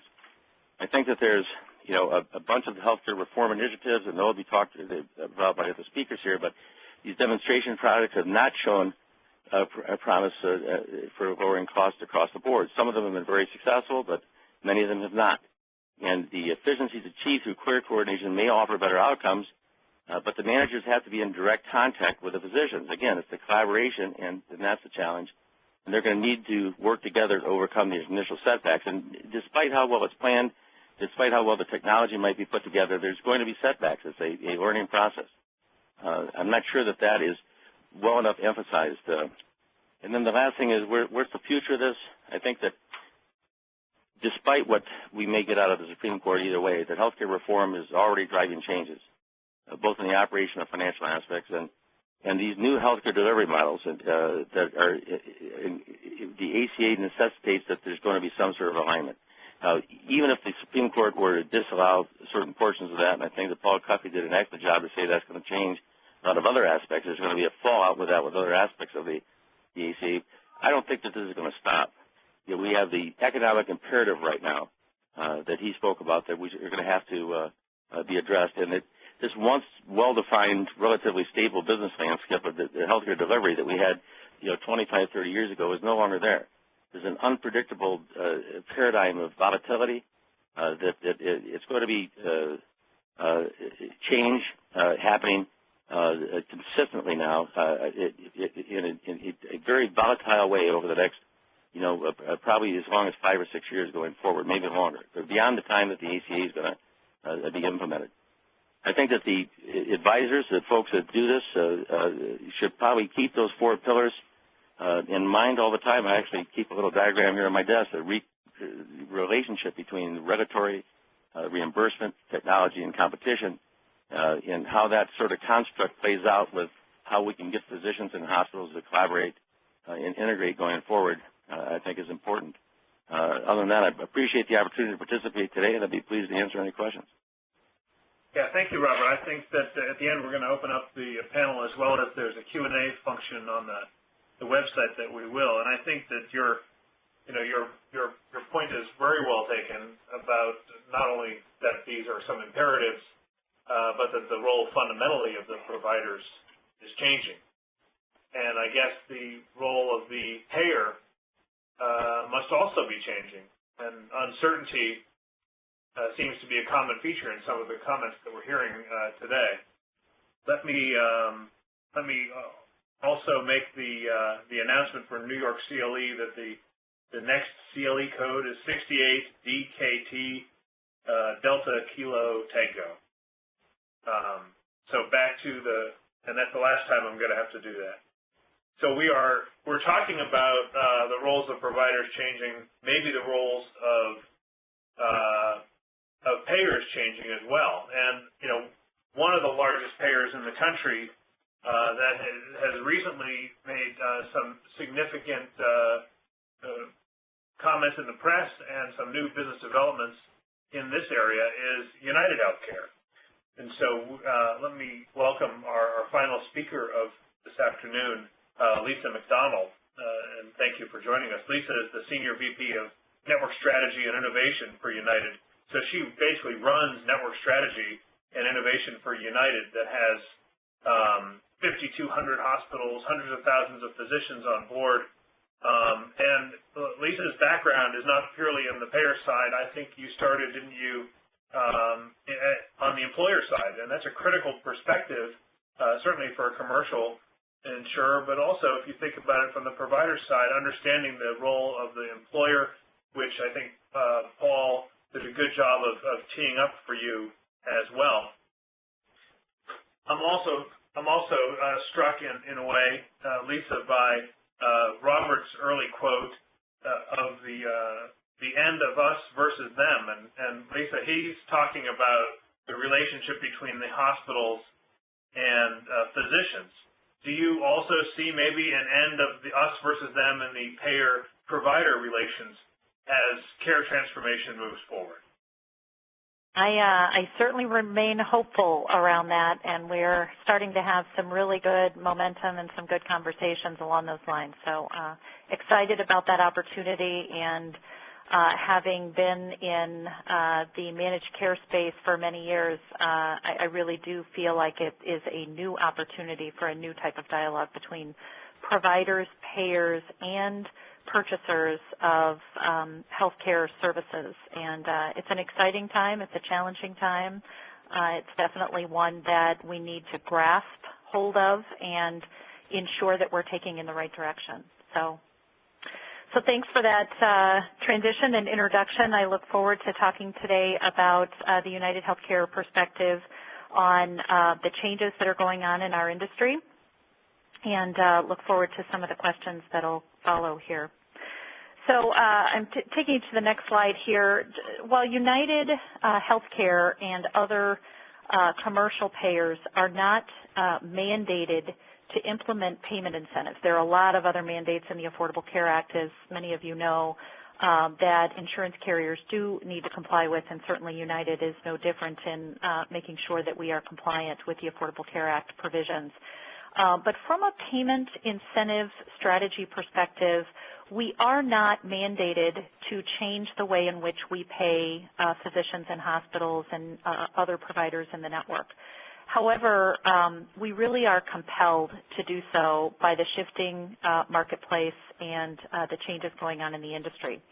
And I would not point to one single compelling episode, although the Affordable Care Act and the movement of CMS in this direction is certainly probably one of the most significant changes going on. But I think there were some comments made earlier about self-funded employers. United, for our commercial book of business, 60% roughly of our commercial book are self-funded payers. So they don't pay a premium to us. They pay their own health care bills. They rely on us to administer those payments, administer the network and some care management and other types of programs to help them manage those costs. But ultimately, it's their bottom line. And I think there were some earlier references to employers being at the end of their ability to continue to afford the healthcare trends that we've seen in the industry. And I actually just this morning was meeting with a major employer here in Minneapolis, and that was the theme of the conversation. There is no more money to add to the system. We need to figure out different ways in which we pay providers and move in the direction of pay for value. So encouraging to see that movement, but certainly that is part of the dynamic.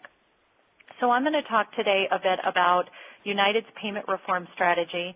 I'm going to talk about our delivery system strategy and kind of differentiate between a delivery system strategy and payment strategies.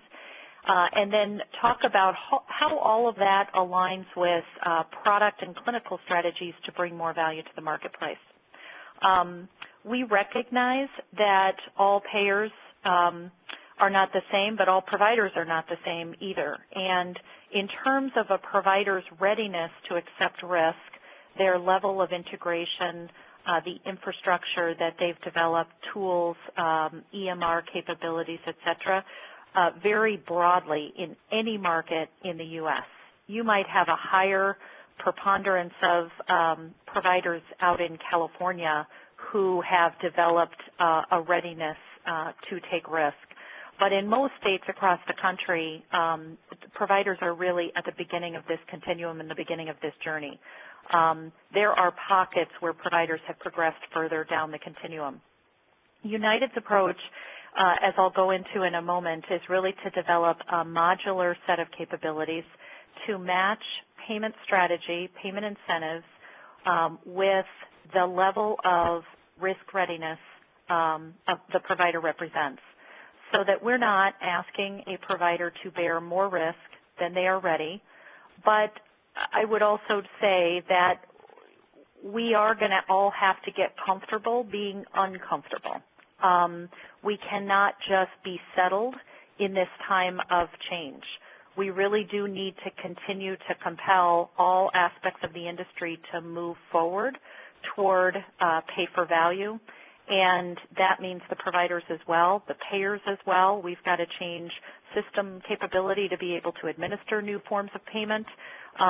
We need to make sure we're providing tools and services to providers to help them in this transformation journey.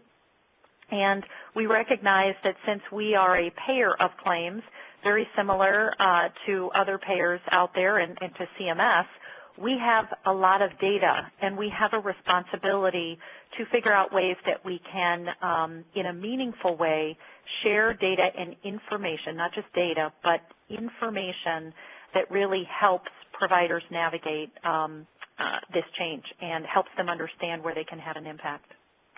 We also, I just want to emphasize, there is no silver bullet to the fix in the healthcare crisis that we see today. I have said in many forums, and I will say in this forum as well, if ACOs in and of themselves were the silver bullet, then California would not be experiencing a healthcare crisis like the rest of the country. And unfortunately, California is also in a healthcare crisis. And I have opinions as to why that is. I do think there are a lot of good things about ACOs, and we need to learn what those good things are, and we need to learn to apply them, and we need to avoid the things that don't work or have not worked in the past relative to ACOs. And we also need to keep in mind the triple aim. And probably the most critical component I see of the triple aim is certainly increased quality and lower cost certainly two major themes there, obviously, and have been themes even in markets where risk has been more of the norm. But we have to find ways between providers and payers to deliver value to the end consumer. And that value has to continue. It can't just be a one-time value. It has to be a value that the consumer continues to benefit from. And if we can't find a way to deliver value to the end consumer, ultimately we will have failed in this journey. So I think that is something that we need to keep in mind, and certainly something United is keeping on the forefront as we're trying to figure out how to navigate this as well. If we can go, I'm going to just bump ahead here to the next slide. Value-based continuum, those of you who are familiar with the different payment strategies, this is just to depict where those fall on a scale of relativity to provider integration, capabilities around clinical integration and financial integration, and comparing that to the level of financial risk that they're ready to bear. And what I don't want anyone to walk away from this presentation is that United is trying to expand more capitation and get everyone up to that northeast quadrant. That is not necessarily the goal. We do see that capitation has its place, but we'd also like to make sure that capitation has performance-based measures, and those performance-based measures decide how that capitation is structured, that capitated arrangement is structured. But I think most providers are at the beginning of this journey from a risk perspective, and things like performance-based contracting, perhaps some pockets of bundled or episode payments, shared savings, and then ultimately we see that evolving into a shared risk arrangement where there's some upside and downside. I think most of the arrangements will fall in the shared savings, shared risk category over time. And we're not necessarily thinking that all markets or all providers will go all the way to capitation or global capitation. So, but capitation does have its place, and certainly that will be part of the toolkit that we develop as well. So on the next slide is a listing of our payment reform strategies. And for those of you who received the slide deck via email, I apologize. The next two slides are blocked out, primarily because this does give a lot of information about where we are going to deploy our payment strategies. And we're just being cautious about that information getting out too broadly. But we do definitely want to reinforce with you that we are committed to payment reform strategy. We consider this movement to pay for value part of our DNA going forward. And we will be visiting this with contract renewals with providers that have material volume with us going forward in all aspects of our contract negotiations. United has the privilege to serve Medicare Advantage members, our Medicaid products in many states across the country, and that is expanding rapidly, and our commercial population, and on top of that, adding to our portfolio TRICARE and some other lines of business. We have the pleasure of having experience in risk in a variety of different settings. So United, over our history, has acquired a number of companies. One of those companies is Pacificare out in California and out west. Medicare Advantage population, significant sized Medicare Advantage population in addition to commercial risk. And so we have learned from a lot of those arrangements. We have had a transplant, case rate product for more than 20 years and have a lot of experience with bundled payment approaches around transplant services that we can learn from and capitalize on. These are just examples. United today, of our total network spend, we have about 16% of that spend tied to contracts that involve pay for value. So it might be a performance-based contract, might be a global risk contract, just depending. But we consider that we have significant experience in this space, that we've learned both the good and the bad of what works, what doesn't, and we're still learning and open to learning going forward with providers to make sure that we strike a balanced arrangement, doesn't force too much risk on a provider than they're ready to bear, but does nudge us collectively down the continuum. Performance-based contracting is a concept of a provider earning an annual increase. So I think gone are the days of kind of an entitlement to an annual increase. And what we're looking for is to, in our contracts, embed value-based incentives along the lines of performance measures like all-cause readmission, ER visits per thousand, things along those lines, that are a balance of quality and efficiency measures. We are not incenting on quality alone, and we are not incenting on efficiency alone, but a combination of the two. And the performance on those measures will guide whether or not the provider receives an increase and how much that increase will be year over year. And those measures will correspond to medical cost savings that will allow us to bring more value ultimately to customers and the consumer. A lot of talk earlier today about primary care physicians being a critical center point for a lot of the reform, and we could not agree more. Therefore, in addition to our performance-based contracts, we will be implementing a primary care incentive program, which is designed to focus on practices that are not as integrated, cannot take population risk, not yet equipped to manage the continuum of care across a population, but do need some help in transforming their practice to be able to focus outside of what goes on in their office, where those referrals are going, and to create value that can then translate into savings for the customer and consumer, but also allow us to share some of that savings back in terms of a bonus with the primary care physicians. We've launched the program in Rhode Island, and over the next 12 months, Florida, Texas, Arizona, Ohio, Virginia, Colorado, and Connecticut will follow. And then we do expect that over the next couple of years, this program is rolled out in every major MSA geography nationally. This will not be a peanut butter spread approach, meaning we will apply this where it is appropriate for the practice. We might have a shared savings ACO arrangement in that marketplace. We might have a large delivery system on a performance-based contract, and then we might have primary care physicians that are in small or mid-sized practices on a primary care incentive program. So that's what I mean by modular and the ability to match the type of incentive program with the provider's readiness, and that will vary within a market, and we want to align these programs appropriately. We also have Medicare and Medicaid versions of this program that include star ratings and state-specific quality measures.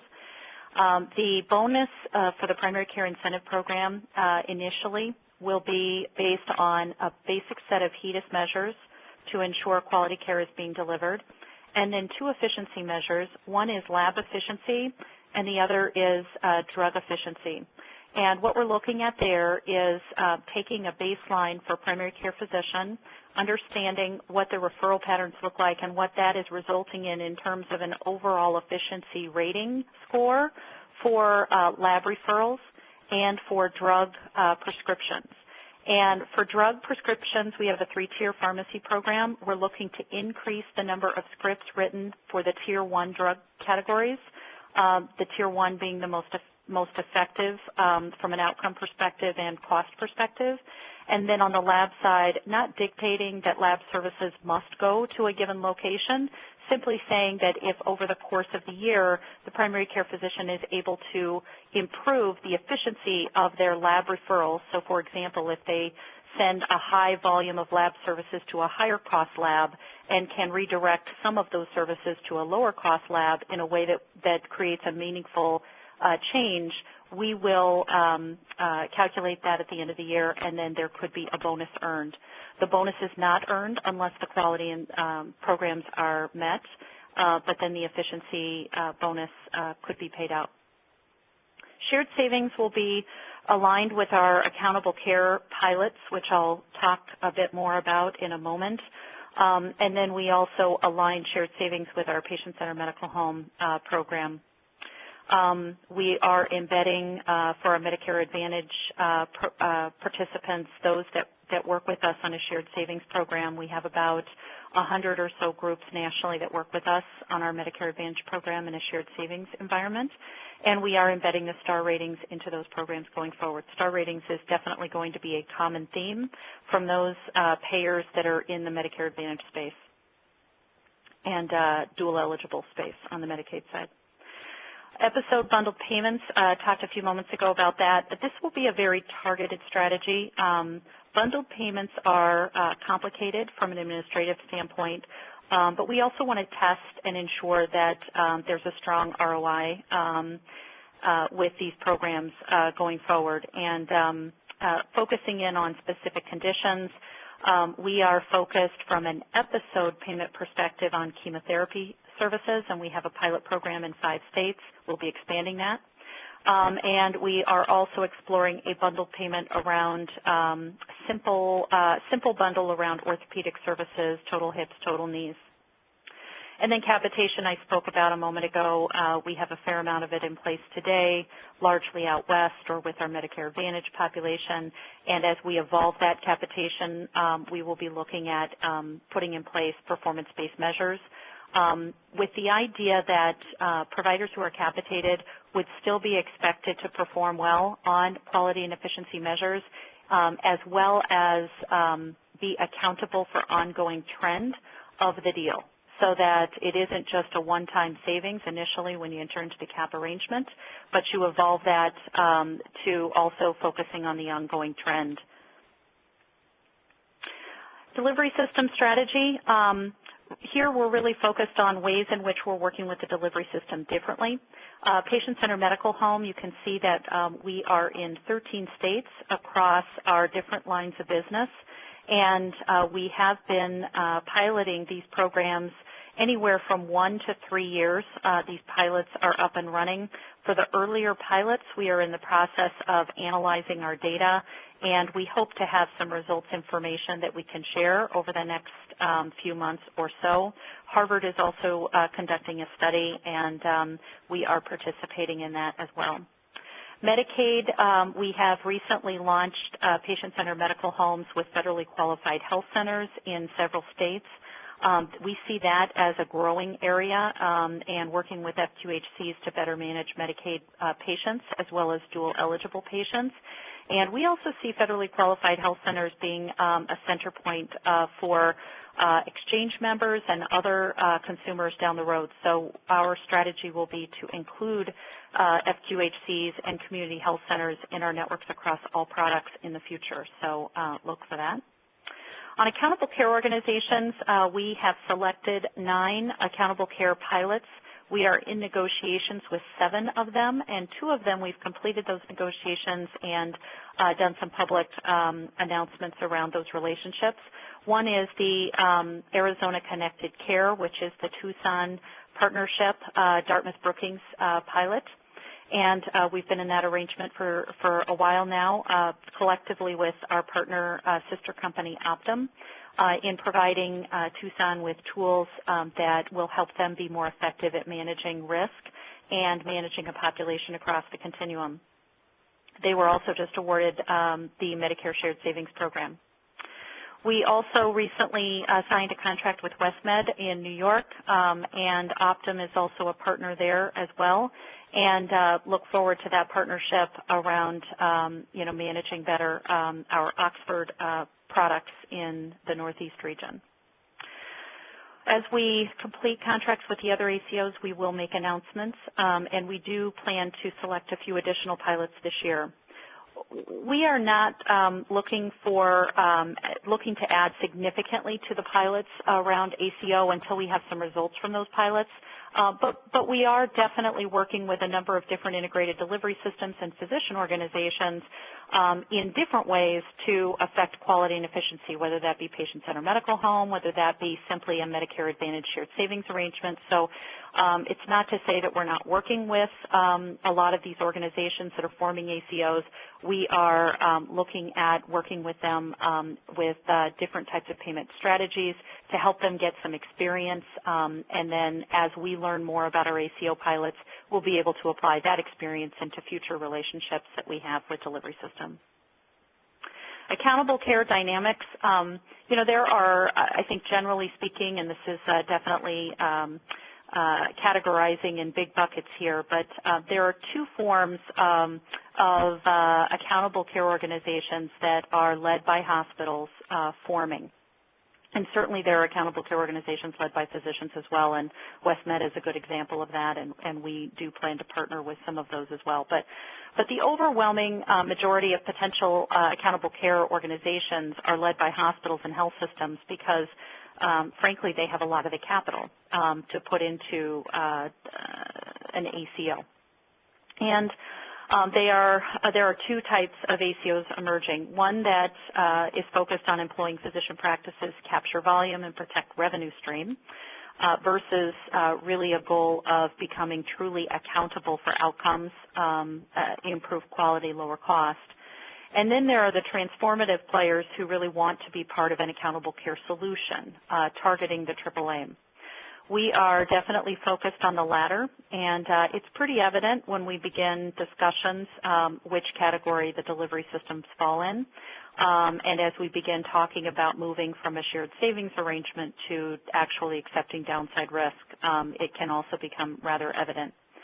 I definitely agree with our previous speaker that physician leadership is key, and we recommend clear and unambiguous governance from a physician leadership perspective to make that ACO successful.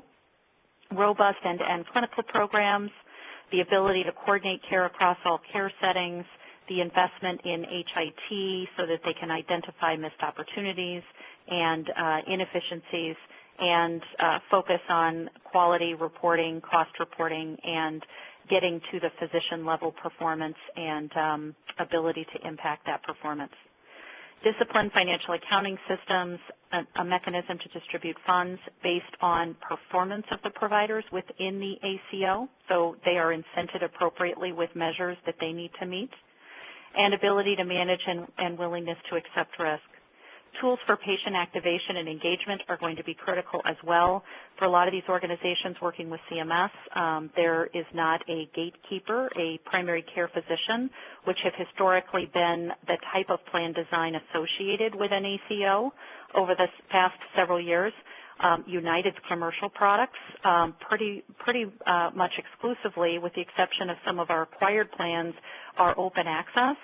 So providers who enter into this land of ACO will need to figure out ways of partnering with the payer and the employer, to the extent it's self-funded, to find ways to engage that consumer that are different than some of the gatekeeper mechanisms of the past.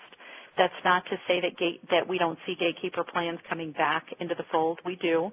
We also see narrow networks and tiered networks and other types of configurations coming back into the fold.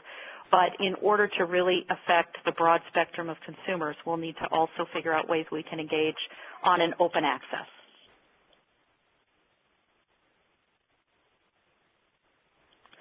How can United support ACOs?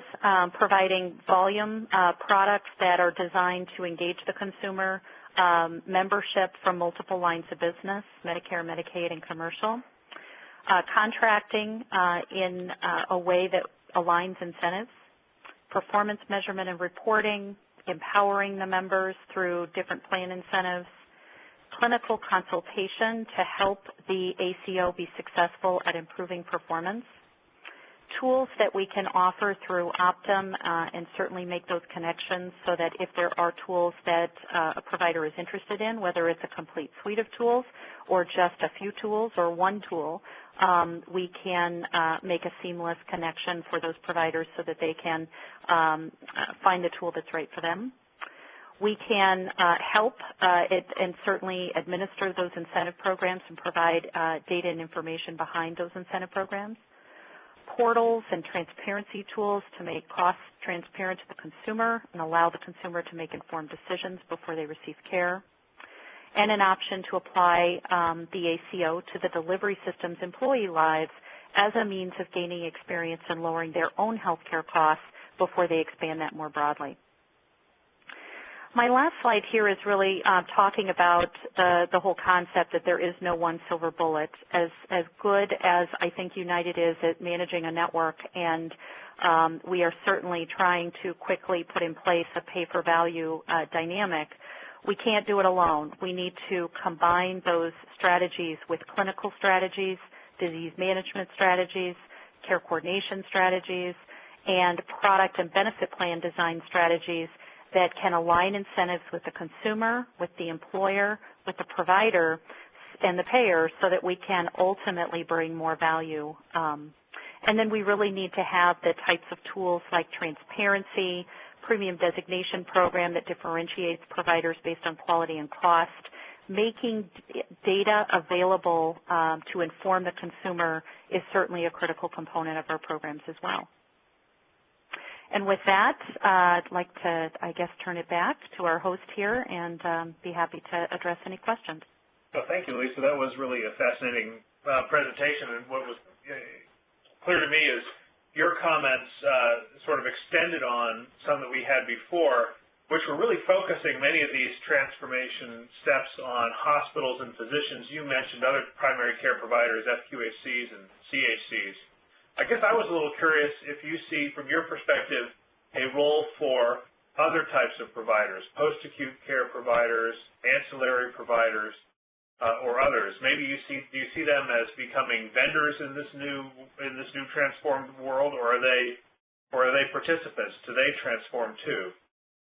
Yeah, I think they have an opportunity to be participants, definitely.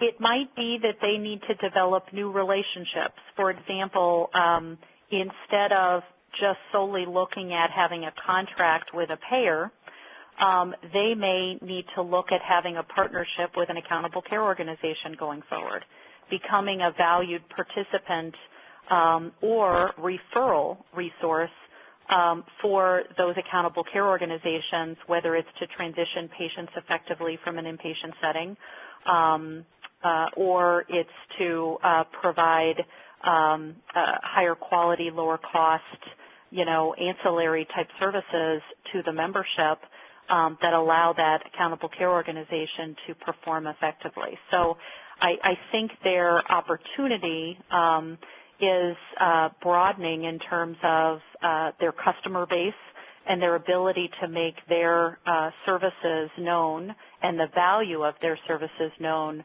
to a variety of different audiences.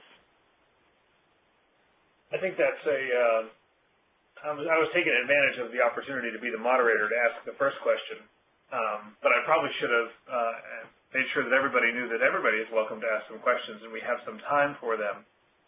A number of good ones have come in on the Q&A feature. I encourage you to submit them there as well.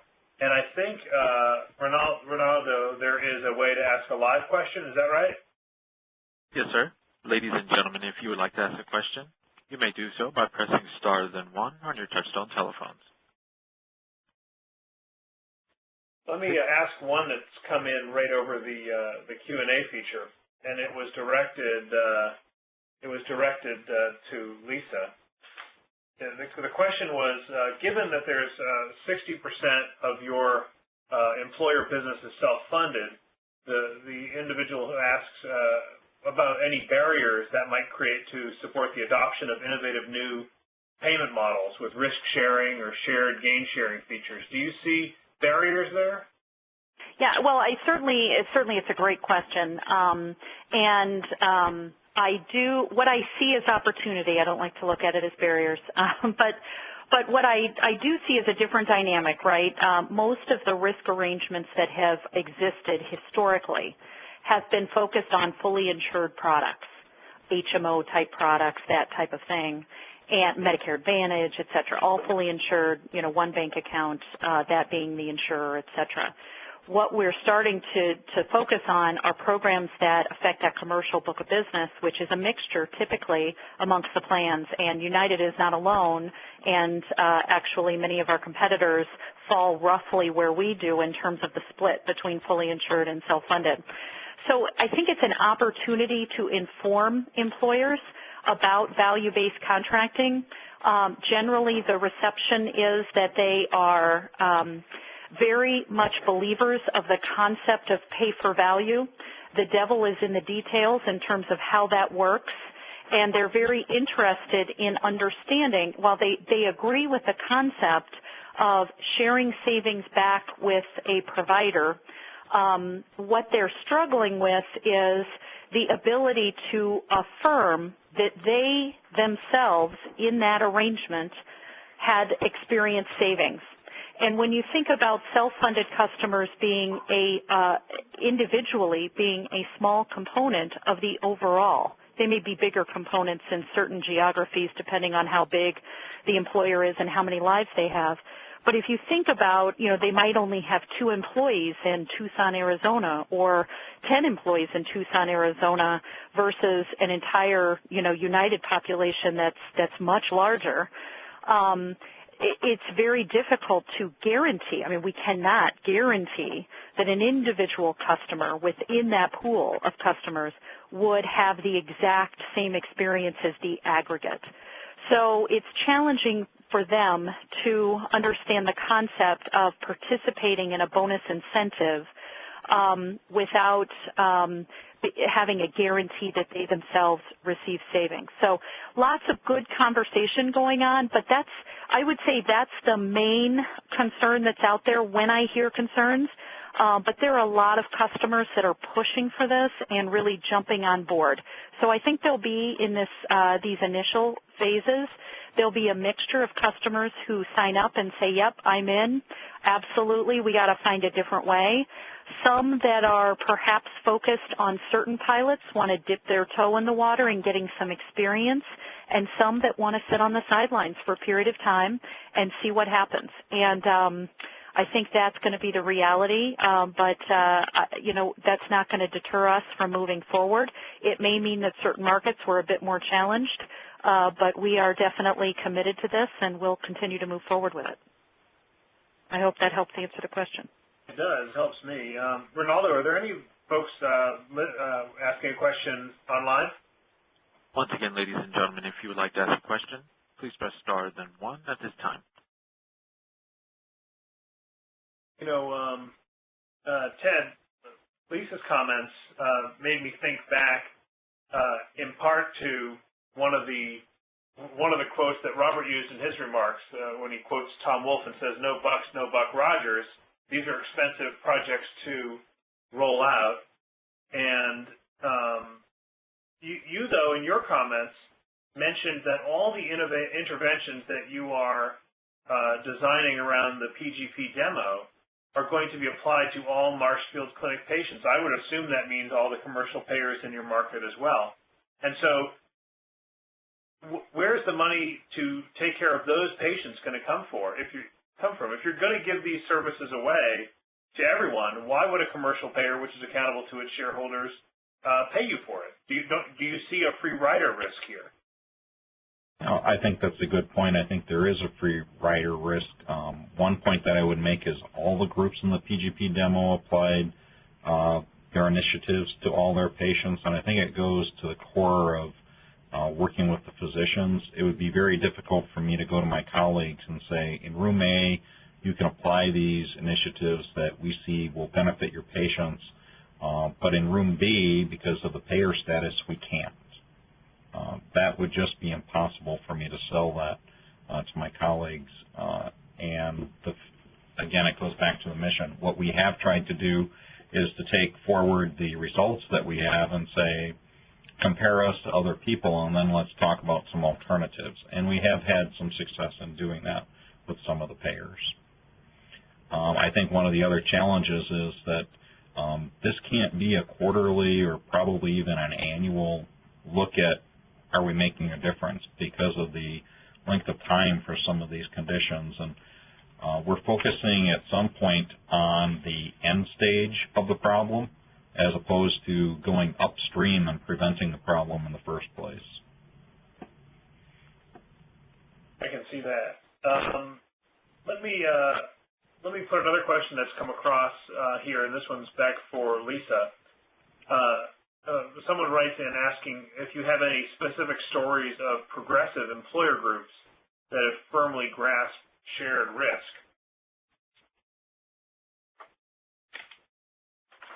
I do. I probably should not mention specific employer names on the call, but we have a number of employers that are looking to partner with us around shared risk arrangements where they're focused is where they have a significant population and working with us. I probably can mention, because it's fairly public, that we recently won the state of Texas employee system, ERS, and we will be working with them. They have been operating, participating in medical homes in Texas in 3 locations, and we will be picking up those arrangements and working with them. And then I can also say that in our patient-centered medical home program, we have partnered with specific employers, and I can mention those, IBM in Arizona, Boeing in St. Louis, and actually HCA for their employees in Dallas. We are working with them on a patient-centered medical home program focused on their employees in the Dallas market. So there are definitely employers that are approaching us and saying, hey, we want to do something different.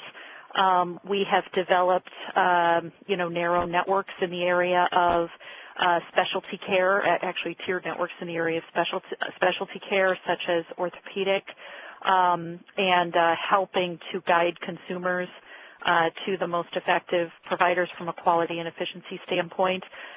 There's lots of different areas that employers are interested in getting, dabbling, if you will, but then getting experience that will allow them to do something much broader with their population. Thanks. Mm-hmm. Ronaldo, I think we have some folks in the telephone queue. I'm showing no questions at this time, sir. Here's another one we got. We got a couple more. Here's one for Dr. Praxel. In your smaller practice sites, how difficult was it to implement the patient-centered medical home standards with small staff sizes? Many small sites have 1 to 2 staff, so coordinated care teams are a challenge to construct. What are your thoughts on that? One of the advantages that we have is that even though we're geographically separated, the electronic record is shared across sites. And because of that, information is readily available across sites. We have RN care coordinators who actually will work at several different small sites, and they do that. We will use telemedicine to help them coordinate with patients. They also travel from site to site and are available in person on various days, and try to coordinate their visits with the patient visits when they're coming in. So it's a challenge, but again, it's a work in progress. Got it. Ronaldo, anyone on the phone?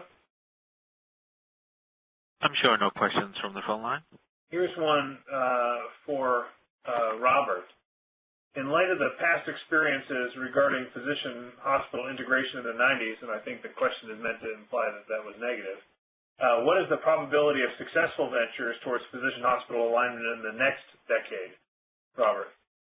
Well, as mentioned earlier, that I think that there's a certain inevitability to it, that the consequences of not having that be successful are something that none of us should really want to think about.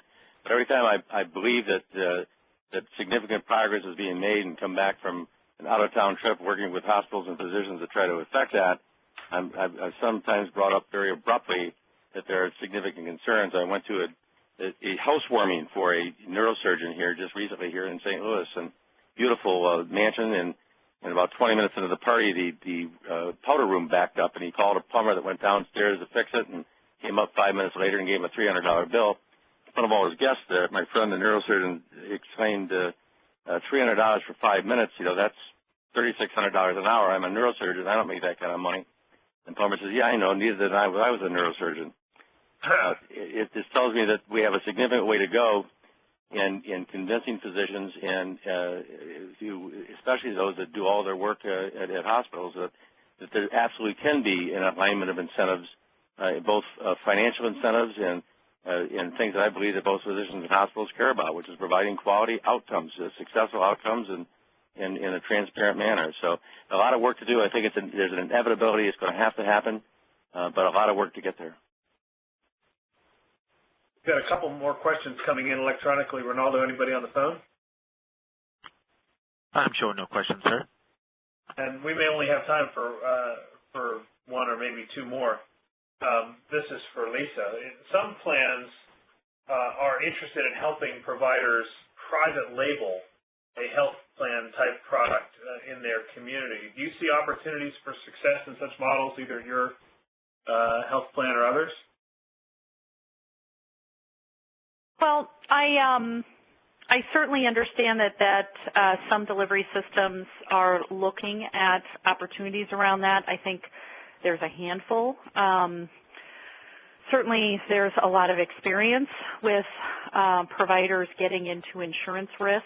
I guess I would be cautious about providers getting into insurance risk, just making sure that a provider is really thinking through all of the pieces associated with that.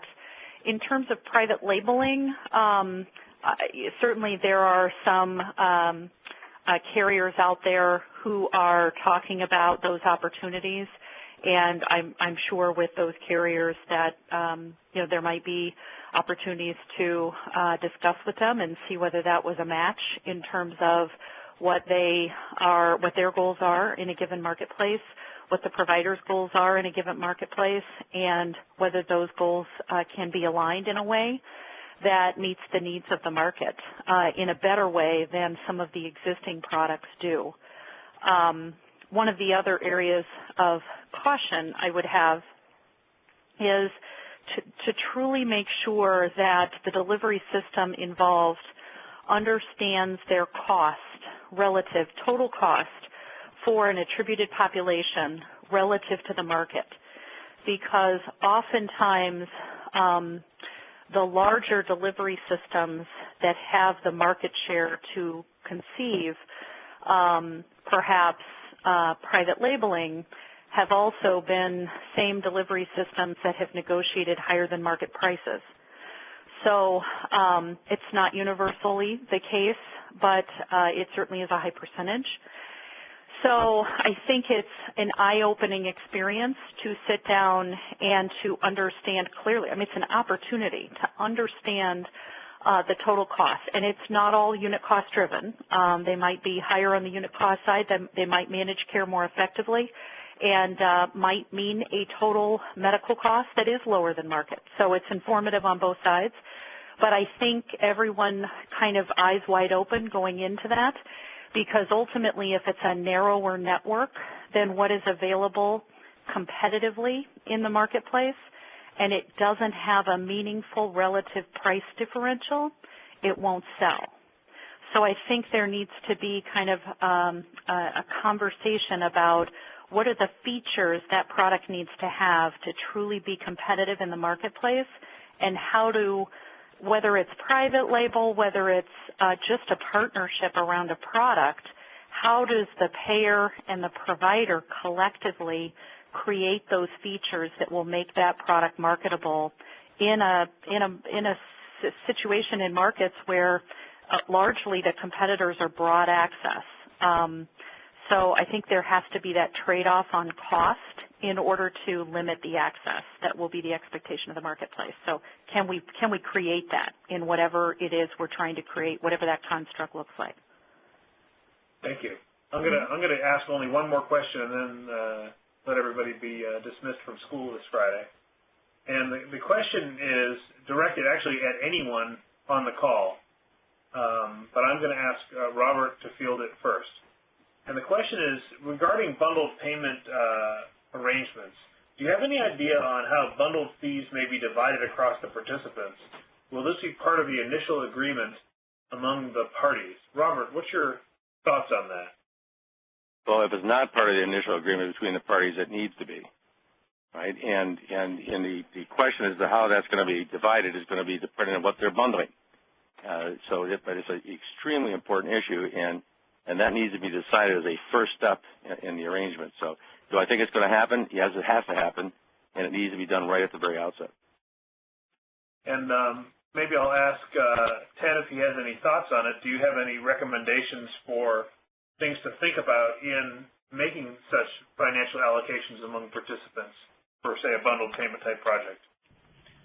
You know, one of the challenges that we have is we don't own hospitals, and so that raises the bar, the complexity to negotiate those agreements. I would agree that I think up front those decisions have to be negotiated and discussed.